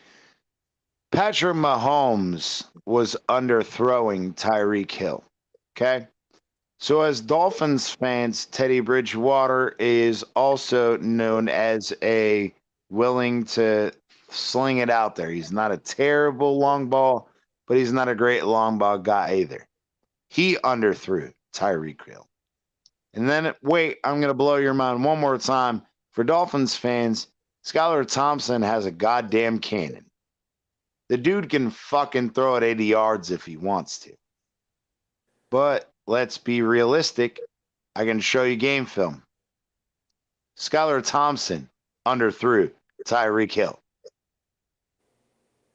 Well, that's what I was gonna say. A lot of these guys are gonna underthrow Tyreek Hill. My thing is the difference with Lamar is with Tyreek Hill and Waddle having their quick separation ability, Tua's accuracy allows more efficiency in this offensive scheme. Whereas, yes, I agree that Lamar Jackson, he would open up opportunities to run. However, he limits the opportunities in the pass game because he's not as accurate as Tua. Now, again, I will agree with you in the long ball. Bro, I don't think other than Aaron Rodgers, Brett Favre, John Elway, Dan Marino, and that's going back decades, there's nobody in these leagues that's not going to underthrow Tyreek Hill. It's just not going to happen. Allen absolutely would not underthrow him. I don't know about that because he's underthrown Stephon Diggs multiple times, and even Tyreek Hill is faster than Stephon Diggs. That's what I was gonna say. A lot of times I felt like that when Tua would underthrow Hill on routes is because he's getting to that read a little too late, and he's playing catch up. And that's a good point. Yeah. So he's I think it's part of that, but I also, if you guys go back and I know you guys are Bills fans, but I'd really encourage it. So Big Philly knows that Nick Hicks, who is to his personal trainer, has been working with him for 3 years now, and doing a hell of a job because he's done a great job. He's somebody I grew up with. Somebody I played sports with, and I respect him. He's done a really good job. The thing is to take into account with Tua, he came out of that hip injury, and I put this out on multiple platforms 3 or 4 years ago when he first got injured. The main cause of his hip injury in Alabama, the number one cause is a car accident. Most people don't walk after that type of accident. This young man, not only did he walk, but within literally less than a year when it takes the average individual 16 to 24 months to recover from a posterior wall hip fracture. Less than a year after he was injured, he was playing in an NFL game. And I make this analogy all the time. It's not even about that. Here's where it blows your mind further. I give this analogy all the time. You can go and say you're riding your bike, you break your hip, right? Takes you 16 months to 24 months how to walk. When you get up on that bike and you decide to go biking again, are you up on that bike, swinging that bike side to side, completely controlling every fucking balance, maneuverability, biomechanical evaluation benefit to you? No, you're not. You over focus on balance. You're more worried about, am I going to fall off the bike versus how fast can I go? How reckless can I be? Right? Well, think about that. So this analogy is he's been playing, so before he was injured, 21 years of his life. He has a major injury. You got to come back. Not only do you have to physically heal from said injury, you got to get back into football shape. Being physically healthy and being tip-top physical NFL ready shape are two completely fucking different things. Completely different. This guy played in a game less than a year after being injured. Nick Hicks said on his Big O show, he did an interview with Big O. He said the entire first offseason, we didn't even focus on football things. I focused on getting his hip healthy and getting the rest of his body back to normal. Bro, the entire first year of Tua is a goddamn wash. Yeah, and that's the thing. In year two of Tua actually performing, he was in top 5 of every major statistical category, and he missed 6 fucking games, and he was still top 5 in each one. Telling you, this is crazy, and yet he has what was the they kept saying that he doesn't that he lacks. What was the word that they were using? That his limitations is what's holding us back. That's what it was. His limitations. No, what happened is, and this is just real facts, is year 1 came out. Tua was throwing back shoulder fades. He was throwing underneath passes. He was carving defenses up. Then he got the narrative, oh, it's check down Tua. All he can do is check down. He can't do anything but check down. Well, year 2 comes out after, again, Fitzpatrick started the first 6 games of the season. Tua started the rest of it. Yeah, we put Fitzpatrick in here and there, but should have never played the first year anyway. But year 2, he comes out. He shows the ability to throw over the middle, throw underneath, throw in rhythm throws, back shoulder throws, outside the number throws, right? So going into year 3, our fan base said, Tua can throw outside the numbers. He can throw comebacks. But can he throw deep, and can he throw across the middle deep and over the middle in stride, right? Right. So Tua comes out and he throws deep successfully. He throws over the middle in rhythm deep, in stride. So now that argument's gone. So now they can't make the argument of he can't throw deep and over the middle. So he proves them wrong in that. So what do? They go and make an argument, oh, well, he threw deep and over the middle, but he doesn't know how to throw outside the numbers, and he doesn't know how to throw comeback routes. Wait, Last year he was doing the same shit and you were accusing him of not being able to do it. But now he proves that he could throw over the middle and deep, and now you're going to go back to the same argument you had last year that he disproved. And then wait, it gets better. So then when you disprove both of those arguments, so it's not because he can't do it, so there's no physical inability to do it. Now your argument goes, oh, well, he can't stay healthy. Well, that's what I was going to say. If you want to make your argument that he can't, It's called moving the goalpost. It's called moving the fucking goalpost. That's what it's called. well, Period. that's what I'm saying. So, for my closing statement, well, I'll answer your rebuttal there, and then I'm going to answer the question that I gave the rest of you guys. But so like my thing is, if you want to sit there and say, or question his durability, I can understand that. Although, the concussions all happened in one season, and honestly, you could say too that they didn't really properly give him the proper amount of time to heal from those concussions.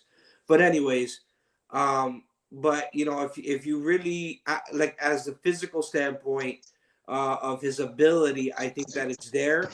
I think they need to invest in that offensive line to give him a little bit more time. Although 2 of the injuries he had were his fault with holding on to the ball. But I can also understand, too, he's trying to make a play. So in that aspect, I can see why people are more hesitant, that they want a more durable quarterback, although the alternative isn't as durable as Tua is. They're about the same. The difference is one is a great playmaker in Lamar Jackson, and one is a great passer in Tua, because Tua can be a good passer, and he is very accurate in that passing game too. So you have those 2 options. I can see why people want Lamar here for his playmaking ability. I can agree. I can't detest that. But as for that, but again, a lot of it's pointless to have the conversation, because at this point, I don't see them moving on from Tua. If they did, they would have gotten Deshaun Watson at that point. But that's just my opinion. Now, as for Buffalo and my closing statement, realistically, I would like to see Duke Riley end up in Buffalo, only because I want Todd to hate Duke Riley as much as I do. That's it. Hey, everybody who's a realistic Dolphins fan knows that Duke Riley sucks. I mean, No, he plays his role. no, he plays his role. No, don't say that. Because He plays his role, but he'll never be anything more than a role player. So if that hurts your feelings and whatever, that's fine. Todd came on this show, and I've said it on other shows. I don't give a fuck. Todd came on this show and said that Duke Riley was better than Jerome Baker.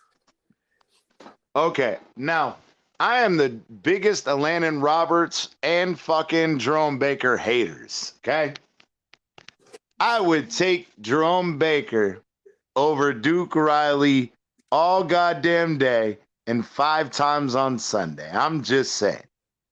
But that's he told me that shit. I was like, that's why when he comes on my show, he gets booed. Because you say dumbass shit. Just like how they could hypothetically boo my ass for saying that Kansas City was going to go 4th place. I was wrong. Just saying. Anyways, but I did say they'll make the playoffs still. But nonetheless, I digress. But no, on a serious note, though, Duke Riley, I would like to see him get a little bit more of an opportunity, and he can fit Buffalo's scheme out there. So it would be a nice fit, and at $3.5 million a year, it fits. I can also see you guys going Nicholas Moreau, but there is rumors that he might be in Indy. That's a done deal, but you could get him there 2 years, $7.7 million a year, depending on where you guys at in salary. if you guys go and try to retain Edmonds or not. But Yeah, 'cause Vander Esch, I think could be another one as well. Van Der Esch is another one. But I did that based off of the salaries because Yeah. I went based off of 11 million and not 30. So, obviously I picked a little bit cheaper options for you guys that are suitable backups that can help you guys. Definitely, I mean, there will be a little bit of drop off, but not a major drop off that, you're going to see significant decrease in play. But, with that being said, Amicus, as always, bro, thank you for coming on. JC, welcome. Always come on, bro. I love to have Yeah. you guys. I love to have biased Thanks for opinions. having us, bro. I appreciate you guys, man. And also, keep in mind, you mentioned UFC earlier, right? JC and I are huge UFC fans, so just keep that in mind. That's fine. Yeah, I put in the private chat. Can you guys stick around for a few minutes with us? Yeah, Yeah. Yeah, stick around for a few minutes with us. I got a few things I'd love to talk to y'all about. Let's go for sure. Yeah, so man. Thank you guys for joining us too, man. Everybody who came out. Canes, I see Poseidon stop by. Willie Beeman, I know he's still on here watching. Who else was on here? MCJB, Iceman, Gordito. Gordito, we'll talk later. But I want to thank you guys again for having coming on the show, giving us a little 2 cents on your bills. And my next show will probably be the Jets or the Pats. I saw an intriguing, very intriguing scenario here for Mr. Juwan Smith, so the tight end out of with New England. So I'm kind of curious to see what happens. So I can't wait for those two shows. But hey, man, stick around. Thank you guys again. This is Big Philly. Deuces. Gerardo.